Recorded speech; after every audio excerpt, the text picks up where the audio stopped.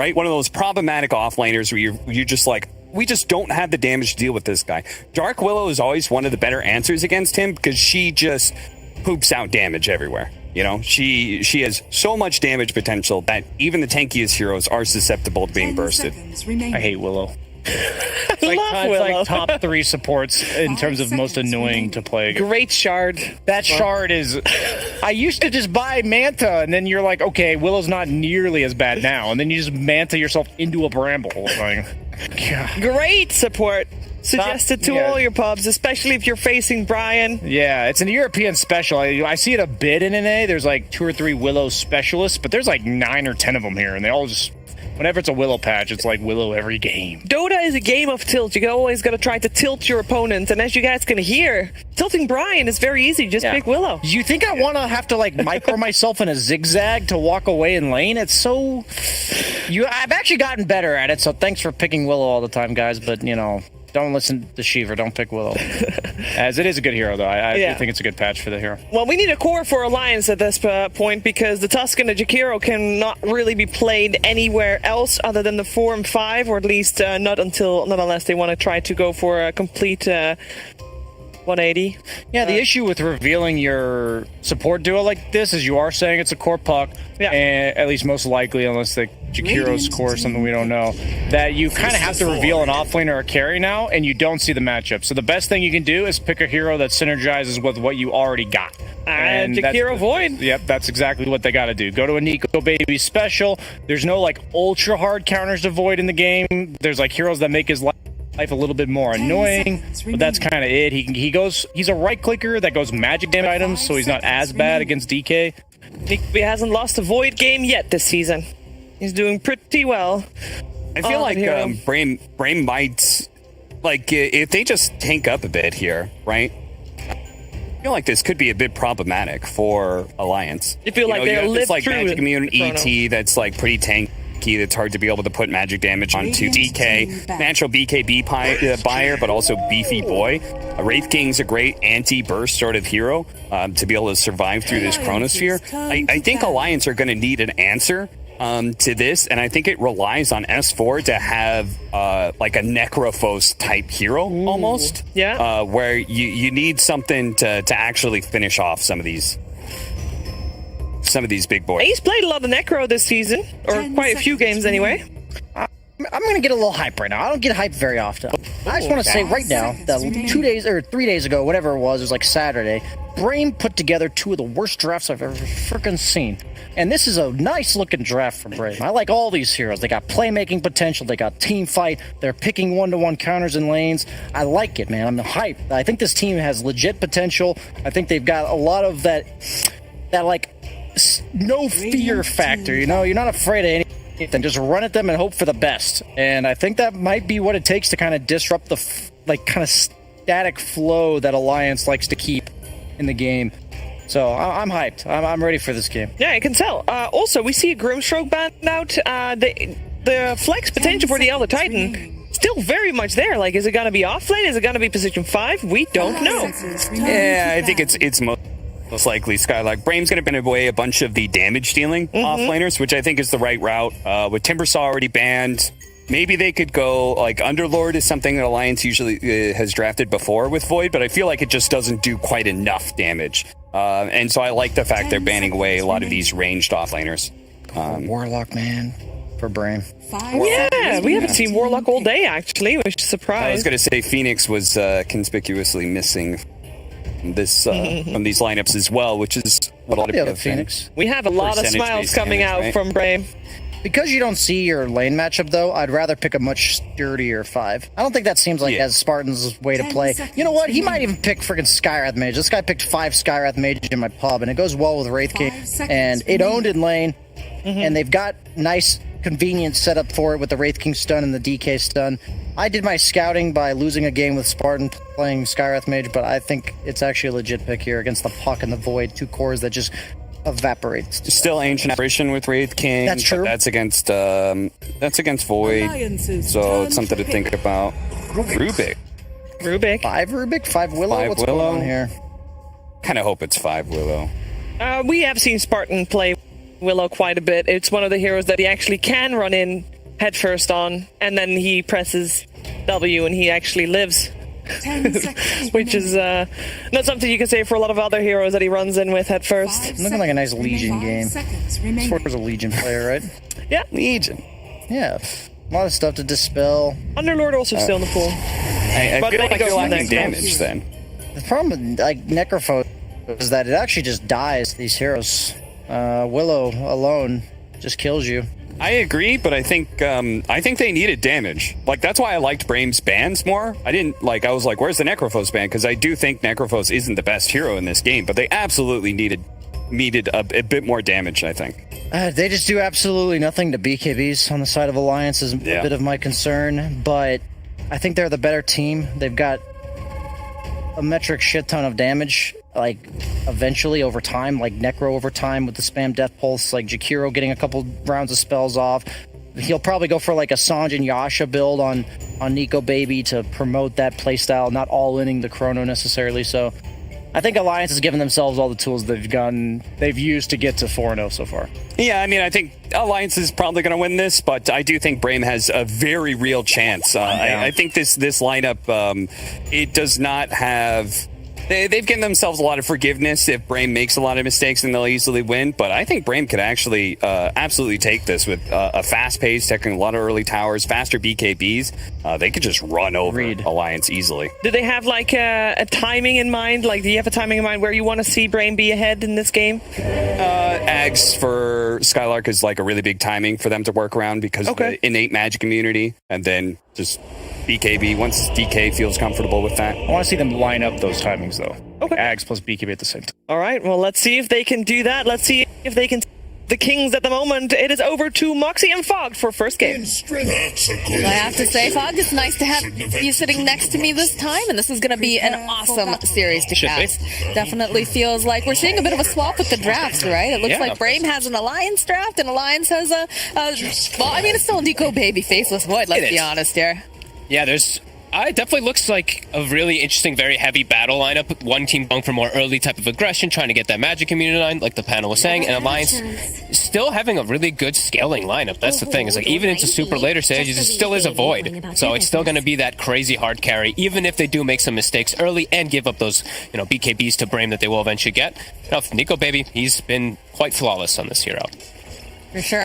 I think he's absolutely, he's actually undefeated on this particular hero too, so lots of eyes will be on him, and especially over on Limp in that middle lane, so they can enable and really set that tempo. But again, we're looking over at the draft of BRAME. They've got a lot of nice things going on. They've got, specific timings that they need to hit, but also just the lockdown coming out from this time around is just so nice. Everyone's got a disable. Love to see it, and they also have great disables to throw into Chrono. Let's say if, the DK and Wraith King, sure, they can't throw stuff into Chrono, but the rest of them, Willow, Rubik, ET, they can stop Nico Baby pretty decently if he is making an aggressive move, if they're caught in the right spot too.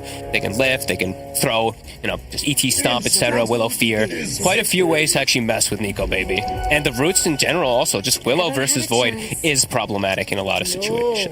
Yeah, we'll see. I think a lot of it's going to come down to who gets the jump on who first, too, right? Because we've got the situation of plenty of AoE coming out from both sides, right? You've got the capabilities of that Elder Titan, you've got the capabilities of the Faceless Void. So, I was looking at it and I was thinking, Roche fights. You have an Elder Titan on the side of BRAME, which makes them very difficult. But on the flip side of that, you also have the Dream Coil coming out from Limp here. You've got the Chronosphere. So positioning is going to be key, and so is the way that they initiate, I think. What would you like to see? How would you like to see these fights unfold? I think initiation is absolutely key. I think Alliance overall is going to be able to win those initiations until BRAME gets Blink Dagger on Wish. That's, I think, the biggest one to set the tempo for them to start actually making those big aggressive moves. Well, speaking of aggressive moves, it looks like they're going to try to put the pressure down here onto S4, and that is going to be a kill. Townskin now forced to retreat here, and we talk about BRAME being aggressive and playing very, very quickly. They're definitely starting off that way for sure. Yeah, and I think Willow's a hero that people are just forgetting about quite a lot, now being placed in 5 position a lot. The Bramble Maze is absurd, actually ridiculous. Once you get level 3 as well, the Bramble Maze scaling, the damage is so high, as we saw there. You get caught by 1, if you get hit by a second latch, you are very likely dead just inside of these lanes. And look at that, 2 latches, Hanskin missing out 200 HP very quickly. It's going to be so awkward too when you consider the fact that you are playing into like this ranged hero that likes to kind of get up in your face. And again, this is one of those heroes that is a little bit more forgiving. You have to be careful though, but you've got the Shadow Realm, so make your way back over to safety. It's always a great way to counter it. Tag team gets popped, pop Shadow Realm, you win the lane trade massively because of that. We will probably see the Wraith King still struggle a bit here. The constant harassment will start to build up once Necro gets levels, but a great way to start the lane, just getting that type of kill. Top power, the ET. Oh. He said, please don't kill me. Guys, wait. Hear me out. You don't have to do this. I can just put a tango on the ground. We can talk this out. But yeah, a little bit unfortunate timing there. Yeah, very strong at lane. Just ET in general when you're playing versus like these slow heroes, Jakiro, even versus Void. Anytime you're versus an Agi, feels good. I think ET overall is just on the up. We see 7 denies already actually on Skylark, playing really well at the start here with his Spirit. Yes. And also, Jakiro is actually quite a good laner. A lot of the times when you do start to get like level 2s and stuff like that, because the attack speed slow is quite relevant versus that ET to protect your carry. But it does look like he is going to die, so... It is interesting seeing, this kind... We're getting 2 different types of offlaners too, that we haven't been typically seeing, right? We've been seeing a lot of these very tanky offlaners, people that like to buy a Vanguard. How do you feel about, these different positionings here with these particular offlaners? I mean, yes. I know you're the Velvet Titan, but also, the fact that S4 is, of course, playing that Necrophos. He's really, in my opinion, he's more of a flashy player. He's a player that, likes to dodge in and out, get these, multi-stuns with the hoof stomps and whatnot. And Necro is not the flashiest. No, I think Necro can fit in a similar, not exactly the same because it's nowhere near as strong, but a similar routine as like Timbersaw. You go to a lane, you get too tanky, eventually they might just get bullied out, especially these kind of squishy melee heroes like Wraith King, who just suffers versus the Heartstopper. You can push them out of lane, and you are going to be that heavy sustain beast that your team does rally around, just like Timbersaw kind of is sometimes too. So I'm alright with it. I do like seeing S4 playing more so on that Centaur, especially lately. He's been so good, especially in mid-game, but I do think they did need damage. You see the 3 tanky bruisers, they definitely wanted something to be able to deal with that. Definitely makes sense here as this mid lane. Oh, looks like we're gonna get started up again. All right. Yep. We expected that though. Yeah. And the other thing about Necro in this game, because they have Faceless Void and Puck, they didn't need an initiator in the offlane, right? So they already have 2 forms of being able to start the fight, so he can actually play more of just this rally around me kind of guys. We do see him start bullying quite a lot onto Focus, starting to catch up in last hits. See Hanskin just navigating around this bramble maze, being very, very irritating, but Focus sitting a little bit low here. It does have a couple of those wand charges. I also like the fact, too, we've been seeing a lot of the supports, usually they have a save, right? We've been seeing a lot of Oracle or whatnot, the Warlock as well. But, like you said, they already have this... Oh, Spartan. It's going to go into that Shadow Realm again. They're trying to get the body blocks in, hot on his heels. Oh, he's got to survive this. They'll turn it back around, throw out a couple more pokes. S4 actually got in front of Hanskin there. Maybe they could get like a 1-2 right click with the tag team, but no, Spartan's able to reset, salve himself up, try to stack the camp, but Hanskin will not allow that as he's right there. And he just continue to look at these denies from Skylark. Look at this, 14-9 to 9-3, and now he's level 3, so the lane is actually just going to get harder and harder here for Nico Baby now that he has this. You just see Skylark right over here, starts punching away over here. Nico Baby forces out that time walk. We'll just punch FNG and look at the zoning that he's able to do here. It's really difficult. Dual breath. Push them back just a little bit, but again, fairly tanky. Yeah, and he rushed the boots immediately. No other items, just a stick into boots so that he can do these type of rundown plays. You don't need items at ET. You just need move speed to be able to get on top of these heroes once you get Spirit. Spirit's back up, round 2. But they do have too many creeps. And like we said, the attack speed slow is starting to be a bit annoying. Liquid Fire and Dual Breath. Bottom lane. To play bottom. I'll be able to get healed up again. A lot of skirmishing going back and forth, though, down here in this bottom lane. Yeah, stick charges aplenty. Focus is sitting on 17 wand charges if they ever do try to make an aggressive play. So his sustain, his farm down here should just be actually quite solid. They're not going to be able to put much pressure on him. Not able to utilize the tag team onto him a couple times now. Spartan, like you said, will it? Yeah, Spartan's doing a great job, honestly, of securing this start here for Focus. Getting closer and closer to those level 6 over here on both of these mids.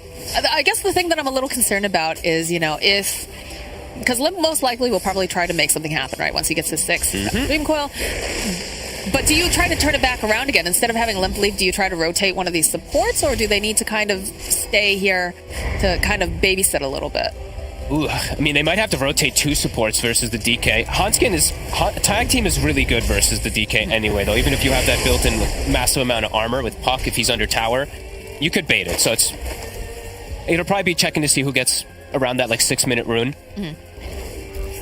I'm just concerned that if Limp leaves that lane, that there's just going to be too much pressure coming out from the DK on the tower, and that tower's so incredibly important. He might call for the rotation. Wish actually insta-pop the ulti. That's usually the indication of where you're like, okay, I'm either going to like go heal, or I'm going to ask for one of my supports to TP mid and fill my bottle and counter gank. But it looks like Limp, he is going to go back because he doesn't have the opportunity to get refilled. FNG not going to be going mid just yet, but could definitely see that rotation. Spartan, he's looking to play around mid, though. I like this move. Leaving the Wraith King down bottom, hurts his farm a little bit, probably, because he's going to get bullied away, but he's going to be able to set up for that, eventual tower push. They're pinging it, though. Look, Limp just pinged Wish. He's like, yeah, this guy used DK farm. It's less than half duration. He hasn't even hit the tower yet. Yeah. So. Might not even need a rotation to stop the push from the DK. Spartan still will drop down the sentry ward over on the side, make sure that they don't have any vision here. Do a little bit of recon. Ooh, I like it. He puts the ward behind the tower, too, so he can see if any early rotations come in to be able to protect that DK. Skylar, the bashes. Yeah, he's taking a lot of damage, and the creep's actually blocking him. I think he's actually going to die. Oh, it's a good save here for Stomanen, though. He might end up... he's going to end up surviving there, as Stomanen takes one of those liquid fires to the face, but Nico Baby wants to just focus up and hit creeps. Heal up as well. Wish actually did not even hit the tower once. Limp actually went back to base, came back, and Wish never hit the tower with DK form. That's a bit weird. His bottom. Hanskin, he's sticking down. He's got the shards, though. Like they were going to teleport down, but he's stuck. Fist bump. And they do cancel the TP, I believe, from Wish, which was going down there with the haste rune. So Limp got 0 damage on the mid tower from first DK form, and Limp literally wasn't there to defend it. So not bad for the puck. I'm pretty happy about that. Tower just does not get touched at all. And because they moved that Willow to mid, we did see how aggressive they were playing bottom. S4 and Hanskin trying to dive focus to lose Hanskin, but at least trying to take advantage of the fact that Willow had left. Pretty quiet otherwise, though. It's about a 3k net worth here for the Dragon Knight, 3k over on the puck, so very evenly matched up here. Yeah, Limp's trying to steal some farm away, too, take the small camp. Nico Baby's actually gone for first item Morbid Mask. I actually think this is pretty cool versus the ET. You can actually fight back. FNG, however, cannot fight back. I mean, he could try, but he's still going to die either way. Well, he is in Struggle City now. Has no boots on Jakiro, one of the slowest supports in the game, 290. Skylark has phase boots. That's pretty scary. He's going to get run down quite a bit in that lane if he's not careful. And he's level 5, too, so level 3 Spirit. But Nico Baby's gotten, I want to say okay farm in the situation, considering he's 2,300, so he's quite far behind his counterpart of the Wraith King, but not dying. FNG has soaked the pressure. A little bit of a dive here over on the tower. Hanskin perhaps going just a bit too far as they land the Wraith Fire Blast, and he's going to navigate around these brambles. Doesn't manage to make it out, though.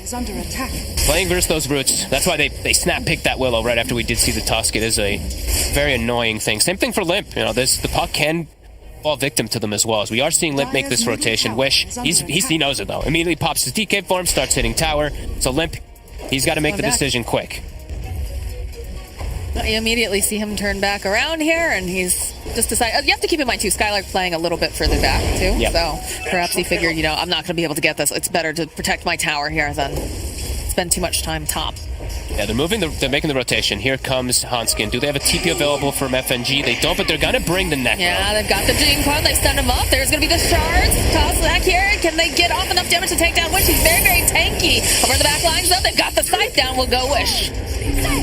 Nice TP from S4. Very needed. As we said, he's probably going to be the biggest damage that is coming out from the team in the early game. So nice move as they shut down DK, and he's dead for a decent amount of time, 35 seconds. And I believe that was an Arcane Rune Coil too, so when he's back up, Coil's back up. So pretty sweet there for that timing that's going to be for Alliance. Yeah, I like that decision to rotate and try to get him off of the tower, for sure. Last sense, and Nico Baby gets a little bit of breathing room up here for some farming, which feels nice, as he is, a little bit behind here in terms of the net worth compared to the...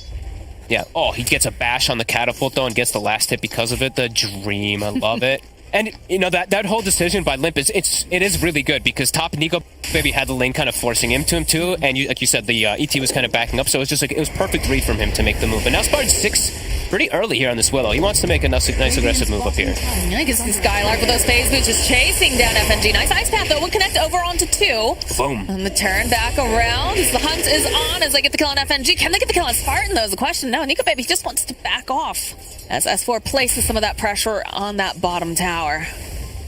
Yeah, they're going to get the tower for that. And he's now reaching points of being very difficult to kill on S4. He misses the last hit, though, on S4. You sound so disappointed there, Fog. My goodness. I love when I see people miss him to like the one range creep, and so it happens to everybody.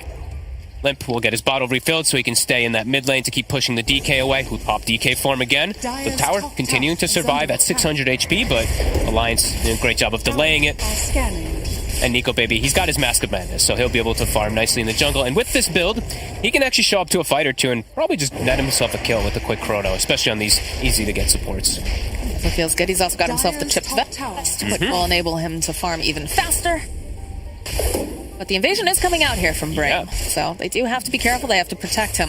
And Focus is quite far ahead, honestly. He's 1,500 ahead. He's going to have the Relic at a really good time. And Radiance overall in this game is really nice. Like, the damage is going to be a bit limited from Alliance. Just their physical damage is going to come online at some way later stages.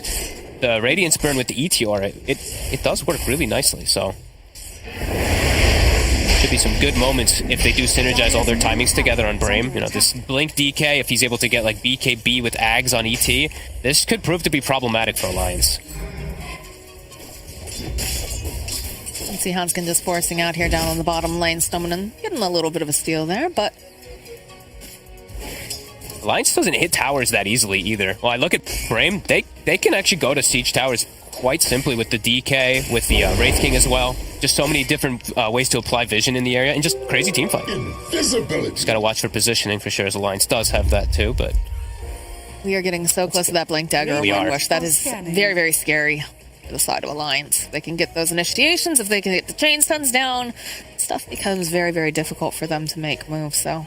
And they're going to have to accept the fact that, you know, Focus is going to get his Radiance at a good time. Because how do they invade, really, with their heroes? It's not the easiest for a Limp or FNG to just get in there versus the counter. The counter gank of BRAME is extremely strong. With Willow, with ET, like, you just get caught out of position once and you're all going to get wiped. They have such overwhelming damage on the side of BRAME.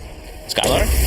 He goes for the Chronosphere here. Now Smob just popped, and FNG joining in with a nice ice path, throwing down the macro fire, bit of the body blocks here. Do they have enough damage? They're just chasing him down. It's like they should be able to pop him over there. And they do manage to get the fear off over onto S4, so he is going to back off. But they do end up losing the Elder Titan. And look, Nico Baby's so active. Look at this. Hanskin's pinging the Rubik bottom, and he's like, yo, Nick, who can gank with me? And Nico's Baby, yeah, I'm the Void carry, I'm coming. Excited. He's bloodthirsty faces Void, and that's what I want to see. Walrus punch. Snowball did get stolen, but he's going right back into the arms here of Hanskin. So we'll go back into his death. When do you see that? The Void Chrono's top, and then he's like, all right, I'm going to gank with you, Tusk. You know, I'm the ganker now. But he does want to play on the bottom side, so I do, you know, it's a very appropriate TP coming out from Nico Baby. I mean, it's efficiency, because you want to go there anyways, and if you can get yourself a kill on top of everything else, yeah, I love it. Perfect. He doesn't farm stacks either, so S4, he's just going to go in neutrals, farm up the 1 or 2 stacks that they did have, just a bit faster to enable his timing. And they're actually going to smoke. Are they looking for Scott? They just really don't want this ET to get an early Ags. He's already 2 components in. Well, they need to slow him down, that's for sure. So, let's see. Now F&G and Limp making their way over. Or they missed the Dream Coil, though. We'll be able to land the Waning Rift over on the back lines, but F&G is already backed off here. That was he could have just orbed and then done it, but just went for it, just whiffs it. That's painful. It happens. It does. Stominen, let's see what he's able to steal. We haven't really talked too much about the Rubik this game, but he has some phenomenal spells that he can get. This is why it's always a little risky to pick Jakiro, because of the counter pick of that Rubik coming into play. And versus Puck, he's got so many. There's the Blink DK. That is the Blink with the Bedlam, with the Cursed Crown. They already used the Brambles, and a good snowball save, though, coming out for a little bit longer. Still going to end up killing S4, and Hanskin will also fall there. Oops, maybe should have just accepted the fact that the Necro is dead. Ends up giving 2, and now maybe even a 3rd wish. gets the He connection. wants the Jakiro, but he's not going to dive. Turn his attention now over to the tower. The rest of the team is here. Macropyre does get tossed out with the ice path. Just want to burn down these creeps if they can, but I'm not sure if they can go into all this right now. No, they know coil is down because it was used up top and whiffed, so tower is going to drop, and that is almost the Radiance. Oh my god. Nico Baby's definitely going to need quite a lot of time to catch back up in this one, as he is going to go for the Maelstrom build, so he's going to be very susceptible to dying. Just like a lift of Root, Fear, etc. Like, he could just explode on the Faceless Void for sure. Especially with the amp up, it's always going to be there, that ET. So what's the best play here for Alliance? How do they slow this down a little bit? Because like we said before, when BRAME starts putting on that pressure, they don't like to let up. It's really not that easy because they can't just take buildings in the same manner. They don't have the best tower hitters. Like FNG, if he went max Liquid Fire, sure, but he's actually max Dual Breath, which I don't see very often. Usually you see like 2 points in Dual Breath for lane and then you max Ice Path. This is a dead Hanskin. Oh, you thought you were winning? Don't think he was expecting Wish to be there, and they just used the whole kit. Dark Willow over there for the most part. I think it's going to be a pretty hard mid game for Alliance. Like, these timings are going to come out perfect for BRAME. I don't know what Alliance can do to actually slow down the timings now at this point. When you miss a coil like that and you lose your mid tower, it's so much space being given. Like, Radiance is done. How close is ET? He's 3 parts in, so they're going to get a lot of these items kind of at the same time. Ags, Blink BKB on DK, and that Radiance for Radiance plus maybe one other item on Wraith King. But surely they expected this a little bit, right? Because it is a Dragon Knight. The Dragon going to go stay in the middle lane for the most part and just take your tower. They're going to have to just honestly look set up for these humongous team fights and just be in perfect position to get them, because if they start walking one by one on Alliance, they're going to just chain beat versus this big timing that BRAME is going to have soon. He's got to play. Look at this. It has to be like efficiency. They're farming as a unit. Nice double damage rune available at that top rune spot here. You can see that they're grouped around over in the triangle on the side of BRAME.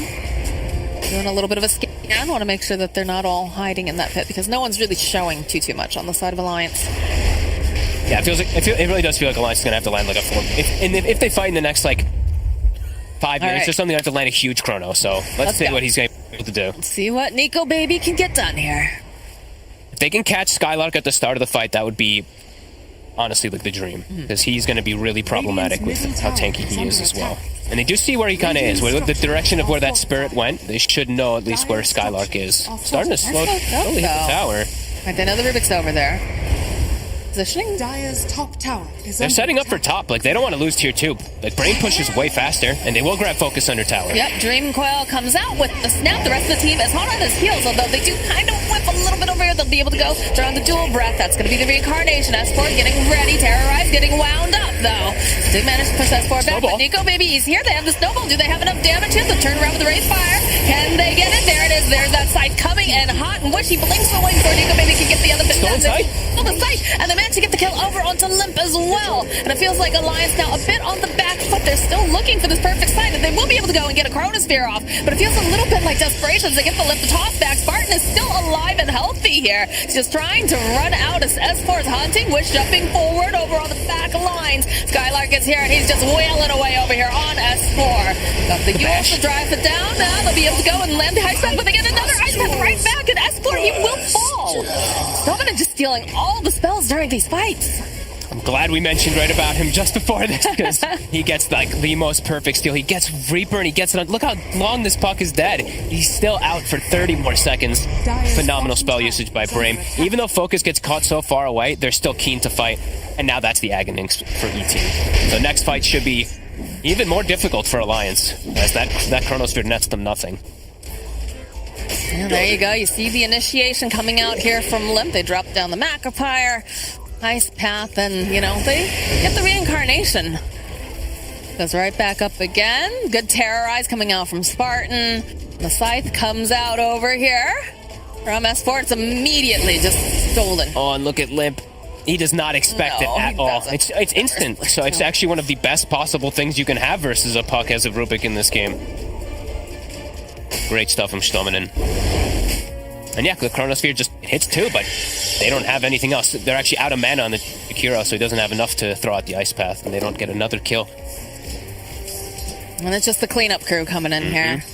it was so fast by BRAME how quick they connected with Skylark and with Stoneman. They actually were in mid. That's why you saw that Alliance set up that opportunity, because they saw, like you said, the Fade Bolt and the ET Spirit, but it was an instant smoke to just beeline it up there to get to their team. So BRAME recognizing that big timing that they do have with all these items, just it's coming all together at the same exact time. Can't wait to watch some briefcases. Here we go. Those are coming. Oh yeah. Level 11 still needs to hit his big level 15 timing, but damn, look how early that is. Radiant bottom tower is under attack.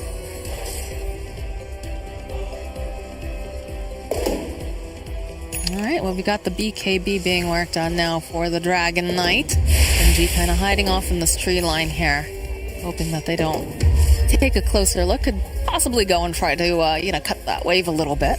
Yeah, he's very far forward. Stoneman's still hanging on to Ice Path, so next fight he will always have that He's to be able to scouting lock with down it. Puck, and yeah, he is. The entire time he's been trying to see if he can Dire's figure top out, is there tower is anybody on under the attack. tree line? Some pressure placed over here on the mid tower, but like you said, fuck, they don't have the greatest Don't have the sieging. best pushing. They have to push through winning fights with a Chronosphere and with Puck. They try to go for mid. Stoneman and TP's tier 2, so you see this Rubik, he already set up. He's like, just in case, we're getting top tower, but I'm ready, and I'm leaving front tower TPs quick. So my team can back me up if there is a move aggressive from Alliance. So BRAME is really on point with this early game. 11-4, very few mistakes coming out. Regeneration. Man, it's actually wild to think about, because remember at the very beginning of season 2, we were told to try to make our predictions, and a lot of us put BRAME very, very low here. But look at them, the way that they're showing up. Yep. They've been looking a lot better than I thought they would. Hey, to be honest, so was Alliance. I did put them at a pretty bad rating.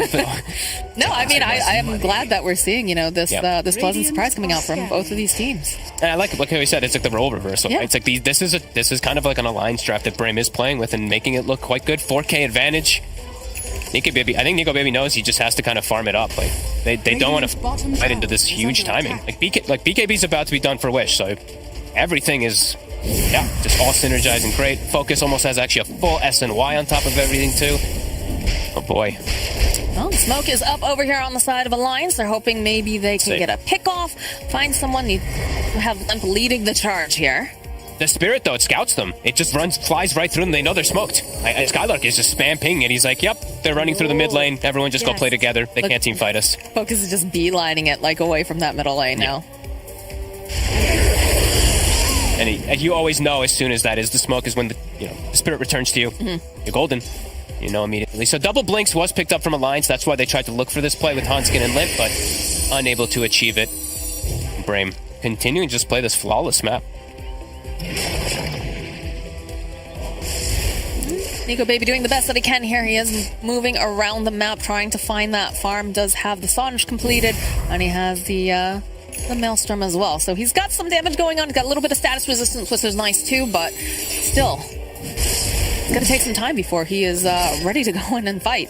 Yeah, they don't have these same timings. Like honestly, it's all 3 items at the same exact time. Even a Spartan Solar Crest to boot on top of everything else too. Like BRAME is extremely ready to fight. They want this battle. Sitting on the low ground, open up with the Brambles. Focus, looking for this opening. Immediately, S4 is just getting nuked out by the Bedlam. He's not allowed to do anything in this fight. Stepping over onto the back line. Here you can see Wish and Focus looking to just get as much damage as they can over onto Hanskin. It's a good ice path, buys him a bit more time. Hanskin running for his life. Spartan, of course, does see him. Winds up here with the Shadow Realm. It's still going to be Skylark who punches him with the briefcase. And now FNG is stuck over on the side, just trying to man fight. Drops all of his spells, hoping, but no, it's not going to be enough. FNG will fall to Focus, and Nico Baby just continues to farm as fast as he possibly can. Straight into Roche. They can just get... They didn't really have to use too much there. They just had to use a DK form. They lost their Rubik. The Puck and the Void actually just went straight for him, but S4 just gets absolutely slaughtered from just kind of the Willow. It was all the magic damage. The Bedlam So just, much. it's so good against this hero. And he is level 12. Like, it is a pretty high level 5 position Willow. BRAME looking really good, really clean, and the game just continues to be so hard, as we said. Like, Nico Baby, he can't really just jump into fights. Everyone has a form of disable for him, so it's quite complicated for him to just get in there. We've already seen Stoneman get some really good steals here. Oof, But now he's got a Blink Dagger, which means not only are the steals going to be even better, but also his positioning is going to be very difficult for Alliance, I think. So they go for another smoke. They're going to use S4 over here in the mid lane, kind of as bait. BRAME's Look all, how tight they're playing. they're all so grouped. They're so ready for these moves every single time here. Hunskin leading the charge, hoping they can find someone to find themselves the Wraith King over here to get the ice path off. We'll drop the Bramble. Snowball coming in, just buying a bit more time as Wish jumps onto the back lines here. Does find FNG. Hunskin, though, gets chipped away and falls. Snowball gets stolen. FNG. There it is. That's a dead Jakiro. Now S4 is running for his life. He's used the Essence Ring, but the rest of the side of BRAME is just zeroing in on this poor Necrophos, and he will fall.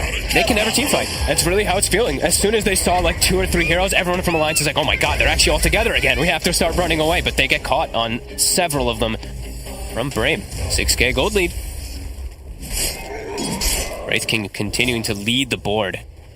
I think Nico Baby's got some real carrying to do this one. He's gonna need some miraculous Chronospheres and just some big chain kills, because this is starting to feel like a pretty uphill battle. I mean, this guy is a specialist on Void, honestly. Like, he can, you know, this is a situation where I think this is the one person that really could make those big plays. Yeah. But it's definitely an uphill battle, especially when you consider just how tanky some of these guys are getting. The fact that they have so many ways of just, you know, not necessarily canceling out the Chronosphere, but, you know, negating a lot of the impact that it can have. So. Yeah, just like so many different controls, and also Wraith King. That's why they picked it. Wraith King versus Void. It's always been one of those like great counter picks, because you just start the fight, you just run in and just the Faceless Void has to start looking for the back lines, looking for these back targets. Spartan trying to secure DD. Just gonna get Walrus Punch immediately, put that shadow around the follow-up, the Courage Crown, the Bedlam. Dreamcall gets used over on the side, but it's just going to buy them a bit more time. It's more expensive than anything else as they go. They get a steal over on the Death Pulse, but Focus just focusing down over on S4. He hasn't been allowed to play this game, it feels like. It's just so many stuns. Even taking the stun talent earlier, level 15 on DK. 3.75 second stun. Poor Necrophos. And Spartan honestly playing like a monster today. Just baiting Hanskin time and time again. Hanskin keeps trying to go for him. This is a 408, 5 position Willow, level 14. Some phenomenal stuff coming out from Spartan. I mean, like you said, they kind of had the number of this Tusk during the laning phase, right? The fact that, you know, Spartan just consistently throwing down the Brambles, making sure that, you know, okay, yeah, tag team happens, but you just move your way through. You remaneuver and... Ooh, they were hunting for loot there. One's out. Oh, He goes for it anyway, anyways. though. Of course, it's Spartan. Yes. He would finish the cast. Yeah. But, He doesn't do things half-assed here. No, This man goes in. I think we might honestly see a rise more of Willow as 5 position and stuff too. I've seen it mostly just played as 4, but I'm definitely seeing the potential of what it does have, and now we've seen it a couple of times now today, at least as this 5. It's gonna make Sheever sad, because that means more people are gonna pick it or ban it on her. That's her girl, like Lena and Willow, man. That's what happens when a hero does get absurdly buffed. You know, Brambles got buffed in damage, cast range, Shadow Realm got buffed in cooldown, Cursed Crown got buffed. Like, every single one of this hero's abilities got buffed except for the ultimate, the Fear, at least the cast range. I feel like it's a good hero for Spartan too, because he definitely wants to be the one leading the charge most of the time. So this gives him a little bit more room to work with, so to speak, because of the Shadow Realm giving you that extra capability, range, and then of course having that Terrorize. But you know, he's been very effective this game. Yeah, he's also just been a killer. Yeah. It's usually something you just don't see as these 4-0-8, man. Nice. Really doing great. Even takes the greedy talent himself, the Bedlam damage, which is it makes Bedlam so much more powerful. Like, if Necrophos pops Ghost Stride, S4 is just gonna die to Spartan by himself. I was about to ask, is it really that greedy when you consider the fact that he has just been jumping all over this Necrophos all the time? He is basically the one slaying him most of the time too. Yeah, I mean, why not? Why would you not get it? Yeah, if you are playing for no, for sure. And he has the ET aura too, so it just gets amped up even more. And he's not going for, he's not going for the shard this game. He doesn't need to, it seems like, for his team. So go for the damage as they are set up. Level 18 on Wish. He finds a jump. Oh boy, they find themselves at Faces. Boy, the fear, the jump in, the burst is there, and that's a dead Nico Baby. They even go for that Earth Splitter too. Oof. And now we get these other big levels. Skylark, he did 15 just earlier too, so Astral Spirit hero damage. BRAME is fully online in Alliance. how the hell do they defend versus this? I don't know. They don't have Nico Baby for another 50-something seconds. He doesn't have buyback, and they have this tower push like we talked about. They've got the siege. And where's the damage coming from Alliance? Like, these BKBs, all this magic resistance, like, they don't have any types of physical. 40 seconds, no void. Limp has bought a Lincoln's to protect himself, but again, no extra damage. West4 is trying to put out some damage, trying to be efficient, because they know they can't fight into this without this void, but just come forward, give a couple pokes immediately, get stunned up by Focus. They'll pop the reincarnation. Still have that Aegis online, though.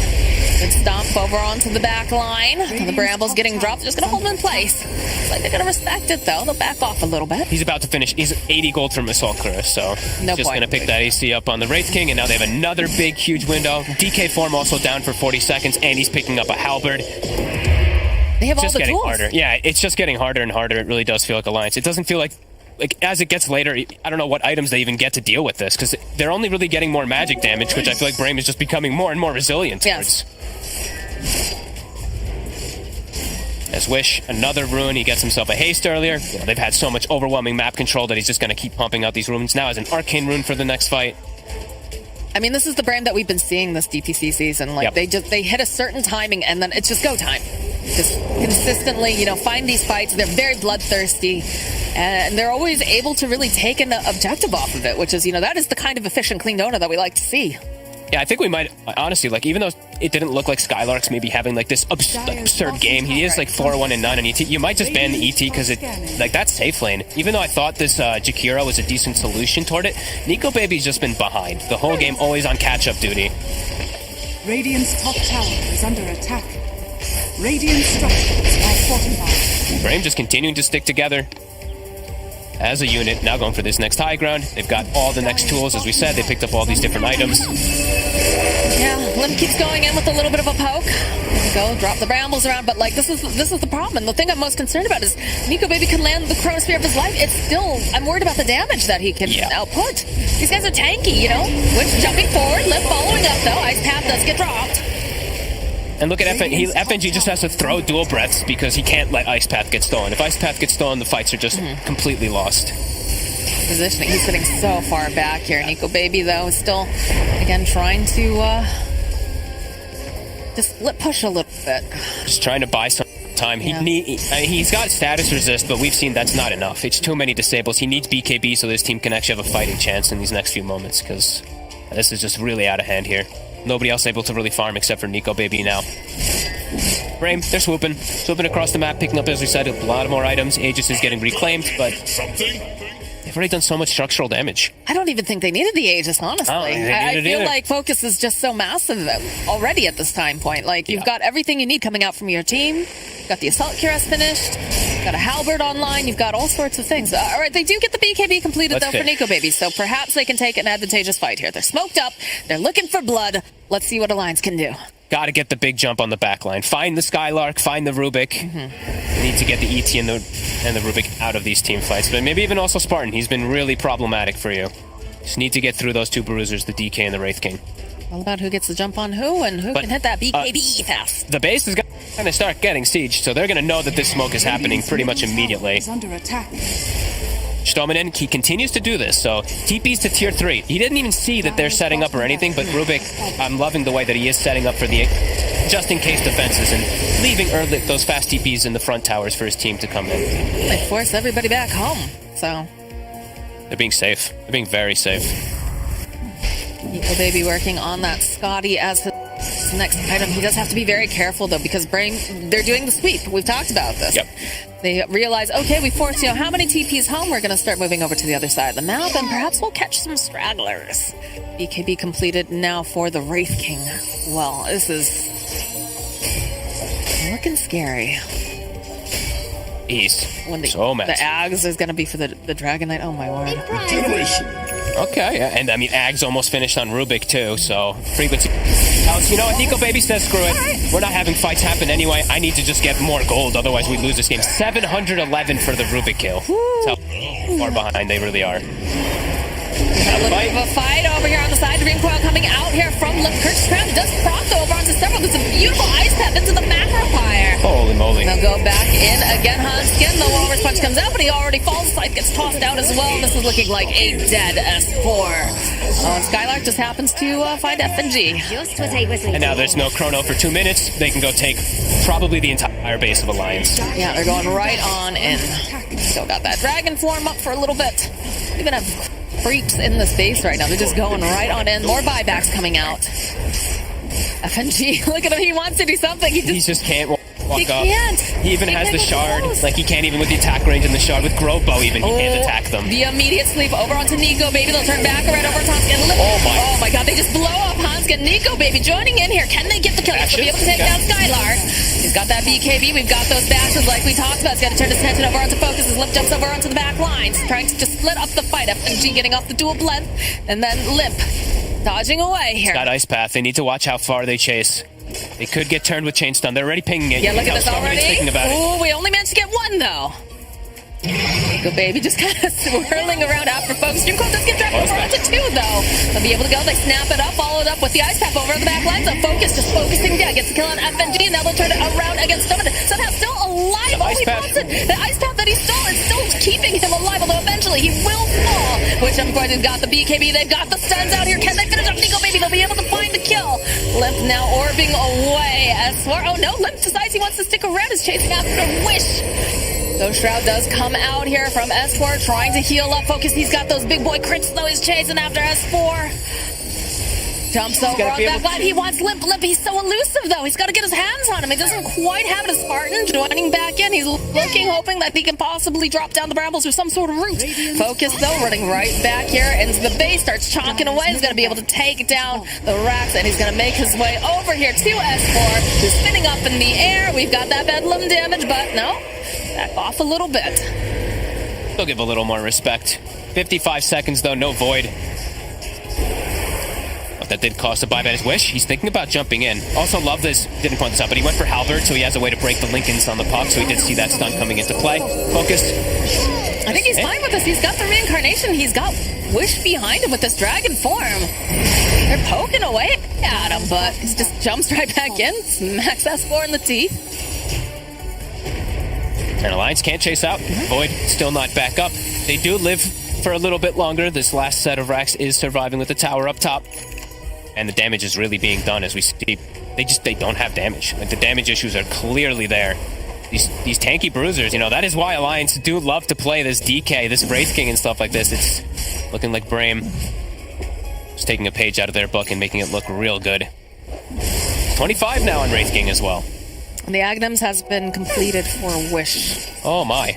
So it's a lot of, we talk about Alliance struggling with damage. There's a lot of damage coming out from BRAME now. And he's now even more resilient to magical damage with that Black Dragon. So damage issues for Alliance continue to grow. A Leveler, a Timeless Relic. Ooh, there are some good neutral items.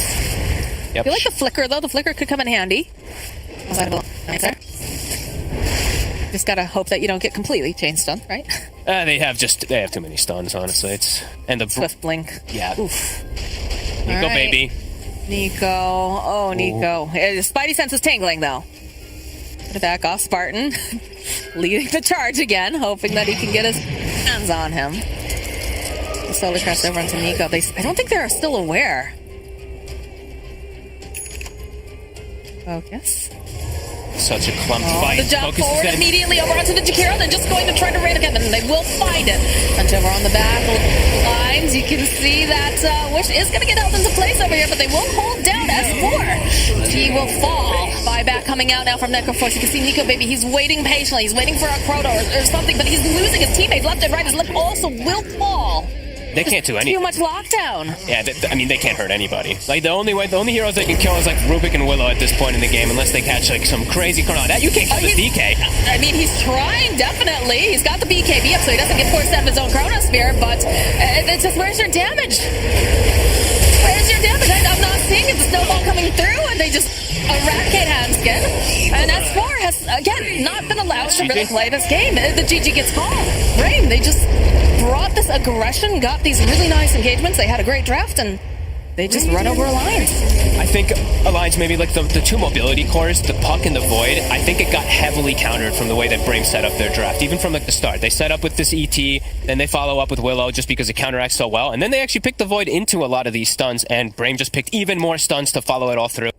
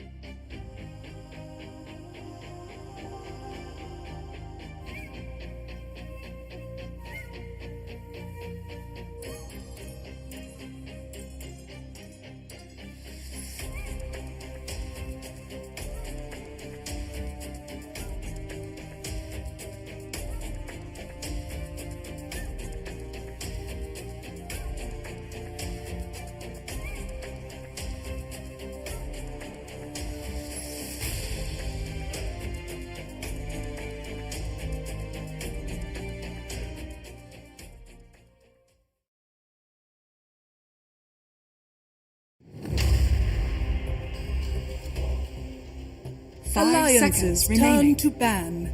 Radiant team ban.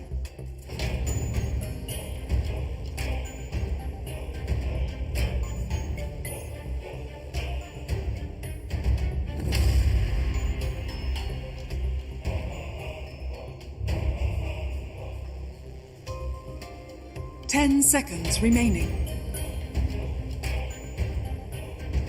5 seconds remaining. Alliances turn to ban.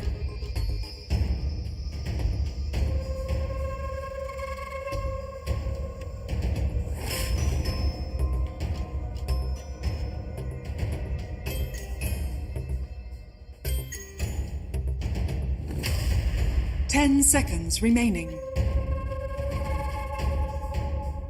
5 seconds remaining.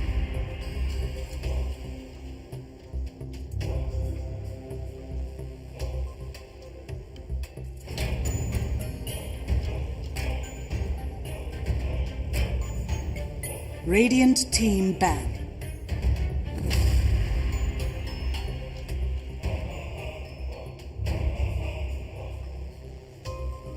Alliances We got turn game to 2 of BRAME versus Alliance. You're watching the upper division of the Western European DPC League. Of course, it's DreamLeague Season 15, powered by Intel. And Alliance has not lost a series yet. They've been behind the game in the first game. There's no stranger to that. But they did, so far, manage to come back every time. On the side of BRAME, you might remember a little series last Saturday where they looked very good game 1. And then they lost the 2 games after that very fast. We'll see if this time they can continue their strong performance. We got a little bit of a different draft than what we did last game. We got the Lina picked up, first phase on the side of Alliance. Yeah, I feel like BRAME definitely wasn't going to give away Centaur, in my opinion. And Alliance banning away ET meant that something was going to get left out. And I think Lina is probably the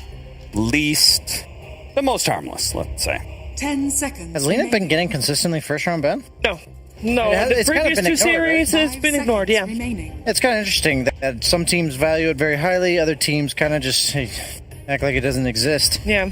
I'd love to see the duo for it. You know, Solardar, Mag, Axe. Any of these offlaners where you say, yeah, I've got this dual offlane combo. You've got an entire second round to try to draft a safe lane that can lane against it, but you're probably going to lose anyway. And then since Alliance also has the response picks in the second round, they should be set out to have a favorable laning setup in the side lanes. Oh yeah, we almost forgot that Timbersaw wasn't banned. I'm actually surprised to see Alliance go for Lina over Timbersaw, but that does mean we got BRAME with the Timbersaw. And Skylark, we haven't seen him play yet this season, but he is definitely a good Timbersaw player. They might just pick Jug. Out of all of Nico Baby's pool, it's really the only one that's good against Timbersaw Pugna. And it's probably part of the reason why they thought Pugna was a decent opener here. Because they see the Lina and they're like, okay, Netherwart's going to be pretty value here. And the heroes that match up against Timbersaw, like, they're all going to have some sort of problem with Decrepify. Right? Whether it's Omni Slash or it's Lifestealer having issues with that, or I don't know, what are the other cores that are able to just sit in lane against Timbersaw? Monkey King, Ursa, Slark.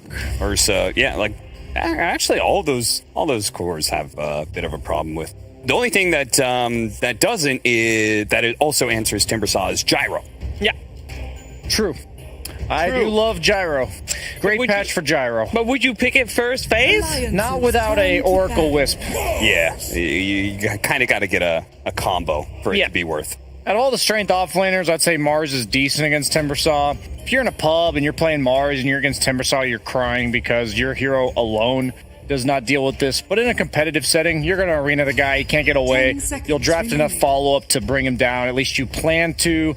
So I don't mind the Mars. Now, I think Nico Baby's hero pool is looking something like Anti-Mage comes to mind. I might want to see a ban from BRAME. I don't think you care about Faceless Void. I think you'd like to see the Slarks. I I don't know. Slark Jug Anti-Mage. That's what I'm thinking for Nico Baby that go well against BRAME's lineup. So I mention these things because when you're second pick like they are, you just need to not lose to that gotcha 8th pick. Like they did previous game. The Wraith King. I mean, the Wraith King against Faces Void is also one of the typical ones, right? It's the one, like, even if you do chrono him, you do kill him, he'll come back up afterwards, so the chrono didn't really achieve the thing you wanted to make it do. We do have the Jugger ban. We have actually an Earth Spirit ban on the side of Alliance. That one is a little bit of a surprise to me, but PA. Yeah, I was expecting a lot of carries to be banned out in this phase. Yeah, see what else they prioritize to protect the Timber Saw. You also have to keep in mind that Nico Baby, he doesn't venture too much. The guy's a specialist. He has his small hero pool that he executes at a very high level. Motivation for somebody like me, that if I ever, actually want to try, I could still never make it to where Nico Baby is right now. I was wondering where you were going with that one. Holding up my hand to stop Ryan. Ryan. Can confirm Morphling's good. was held out. I was gonna say Morphling, man. No, I was like, what about Nico Morphling? That's true. Forgot about Morphling. And so I wanted to ask you, do you think that the mana change to Morphling makes the Pugna matchup, like, is it still worth picking? I think it would still be absolutely fine because you're one of the best heroes against the Nether Ward because you can waveform ETH Blade adaptive, and during waveform you're actually invulnerable, so you don't take any of the extra damage, and the decrep no longer turns into a save, right? But you also build a Scotty where they do have to decrep themselves, and then you kill them anyway. So I would watch out for Viper from Alliance. Wouldn't we watch out for the DK on Alliance? Not against Timbersaw Pugna. No, you're not doing that. Pugna rips that guy. I love that. Actually, now that you're talking about like all the heroes Limp plays, Tiny, DK, all that stuff, you don't want to pick that into Pugna Timbersaw. That's actually a pretty cool first round theory crafting by BRAME here. It's like a really weird opening to go these two heroes particularly together. No stuns. So let's just not get baited, BRAME. Let's get a stun, baby. Ooh. A stun. You can take Nico Baby's Void away if you want. I don't care. Just the only drafts I've seen from them where they just fall flat is the zero stun gaming. That's true. Can't have zero stun gaming. They saw how perfectly it worked out when they had loads of stuns in the previous game. So many stuns. So many stuns. The Lion is still in the pool. Shaman is still in the pool. So they do have quite a few to pick from regardless. On top of that, there's a lot more. Who do we want to see have the Pugna? Is it a Pugna mid from Wish? It might even be a 5 Pugna. Yeah, I think they've got options there. I'm pretty sure Spartan, he's Pugna fits into his Psychopath 5s. Yeah, it does. He does not pick the traditionals. Can Void deal with Timbersaw lane well enough? Faces Void? How bad is that? If you have like a Lesh or something that would rotate to your Chrono and kill them, great. But since you're against Pugna, I think your hero individually has to occupy this lane because a lot of the heroes would otherwise be out of the question. Okay. So because I was going to suggest Grim Void. Okay. Combo. You could do like AA Void. Okay. But against Clock, maybe not the best. At this point, your carry... I really like the bans from BRAME. I think your carry has to be able to get out of cogs, but also lane against Timbersaw. Slark surprisingly bad against Clockwork, so I'm not a huge fan of that. I like BRAME's draft. Maybe Alliance is going to pick something and I'll be like, damn, that was a great way to respond to this, but nothing comes particularly to mind for me. To hard counter this Alliance draft. Clockwork's super obnoxious for Mars. This is a really hard Mars game. It's like, yes, it's a strong dual lane with Lina. Yes, it's going to have a role in the game no matter what. Once he gets BKB, he'll be able to do his job perfectly. But early game, all these heroes are super annoying, and I'm not a fan of this. Are we not going just back to the Wraith King then on the side of BRAME? Gives you a stun. It does. Helps you survive through the you've got a Mars Lina burst combo, so anti-burst is really favorable for you. Yeah. If they go AA on Alliance, I like this Void pick. But maybe like Phoenix, maybe you have to like all in this Void Chrono. You need like Invoker or no Invoker. You got a Limp. Yeah, he's not an Invoker player, is he? I'm sure he can. It's not really one of his favorites, though. I would Invoker's imagine. like you're either an Invoker player or you're not. Yeah. We do. I mean, it's a good voice line. I think we need more like those. Let's see. It's the gyrocopter this time around, and on the side of BRAME, because you guys were saying that it actually should be a hero that could be good for Alliance. It's just one of the heroes that can deal with Timbersaw, which Alliance obviously has a different idea. Baby. So, like, Faceless Void, maybe the lane kind of sucks, but you do have time dilation against Timbersaw that feels really nicely, and typically you pair a lot of magic damage with Faceless Void. So you individually may not do well against Timber, but your pairings typically will. This is legit the freest AA game in the history of Dota, Cap. It's really good against Gyro and Timbersaw. It's not great in lane versus the clock, so when I say free, it's like in game. It goes really, yeah, it's just like against the decrypt save, you want a load of magic damage, you buff up everyone else's magic damage, and this is strange, man. This is a strange one. This hero does do a decent job of dealing with Timbersaw. You can exorcism and do a sufficient amount of damage to kill him. I think it's okay, but now you've got 2 cores that die to clock, so I'd like to see a clock 5 here, where it lanes really well with the gyro, and then can also meet shielded up against this Lina Mars. It's okay if you even die once or twice, as long as your gyro is getting off to a decent start. Is this an FNG last pick? Probably. Unlike first well, pick, they don't crazy. have overall last pick, right? Yeah, Sure, but it's still 5th pick support is not very common. They think it's a mid Pugna. They think it's a Wish Pugna. Jakiro could still be very good for FNG, by the way. Alliances. I'm very turn to ban. surprised they didn't draft A either. I thought, like, wow, you have this Gyro Timber, not necessarily heroes that are easy to Chronosphere 30 minutes into the game. Gyro, one of the best carries against Void because you buy Satanic and a Daedalus, and even though you're chronoed, you're actually like, if you actually just pushed Satanic, 10 you'll live. seconds remaining. So another reason I don't like this Death Prophet is the heroes that Brian and I were theory crafting. Grimstroke, I said. Ancient Apparition, he said. Neither one of those provides save. So I feel like you kind of need save when you have. If I'm looking at this lineup, I feel like Death Prophet needs a little assist. Witch Doctor against Timber. Okay, Does that's an answer. FNG like not play Oracle? I think it was a really good Oracle game. Maybe Yeah, it's too bad. Maybe they're more concerned about the Timbersaw in lane, like the is quite strong. They do have kill threat on the Timbersaw now. Maybe with just the support carry combo. I think. Oh God. They could swap up the lanes and put Mars there, right? Isn't Mars nice? There's a mid Mother. Yeah, they have to do mid Mars and side lane Death Prophet, I think. I don't think you actually have to do that. I think you can swap them at like 4 minutes. That's true. You 4 don't have minutes, to worry 5 about minutes. it the lane wise. You swap it like kind of like what we saw earlier, where the Pango then rotated to the Broodmother's lane when the Brood was 6. Because 6 will come out earlier though, because it's a mid Brood.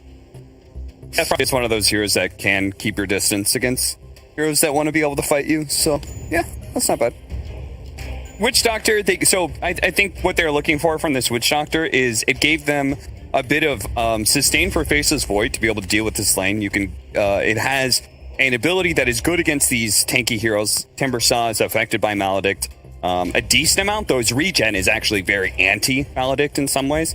And then the final thing was he pumps out damage into Chronosphere, right? You put the Death Ward outside of the Chrono and throws the shot. Or you could just put it inside a Chrono like it's 2008. Yeah. Sure. Once upon a time.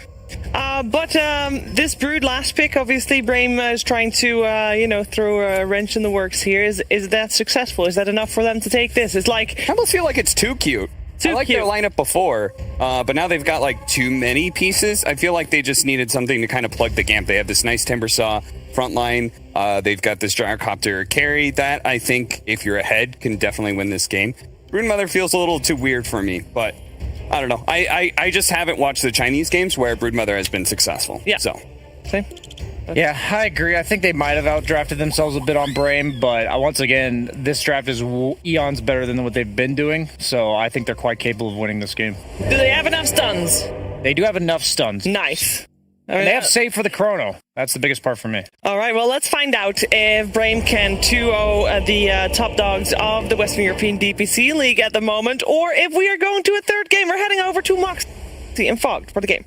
Man, this has been a brood mother-filled day here, Fogg. And I have a question, though, because we've got Wish. I was pretty certain that Wish was going to be playing that Pugna, but now we've got it on the brood mother. And do you think we're going to see a slightly different build? Because we've been seeing all of these very utility, aura kind of purchasing broods, but this is now in the mid lane. Are we going to see something different? I think so. I think we'll probably see that. Maybe he still does go for... maybe he does still go for, like, drum stuff, but I think it's more proper if he just go for, like, the Diffusal plus BKB kind of build this game so that he can battle in. Does look pretty decent.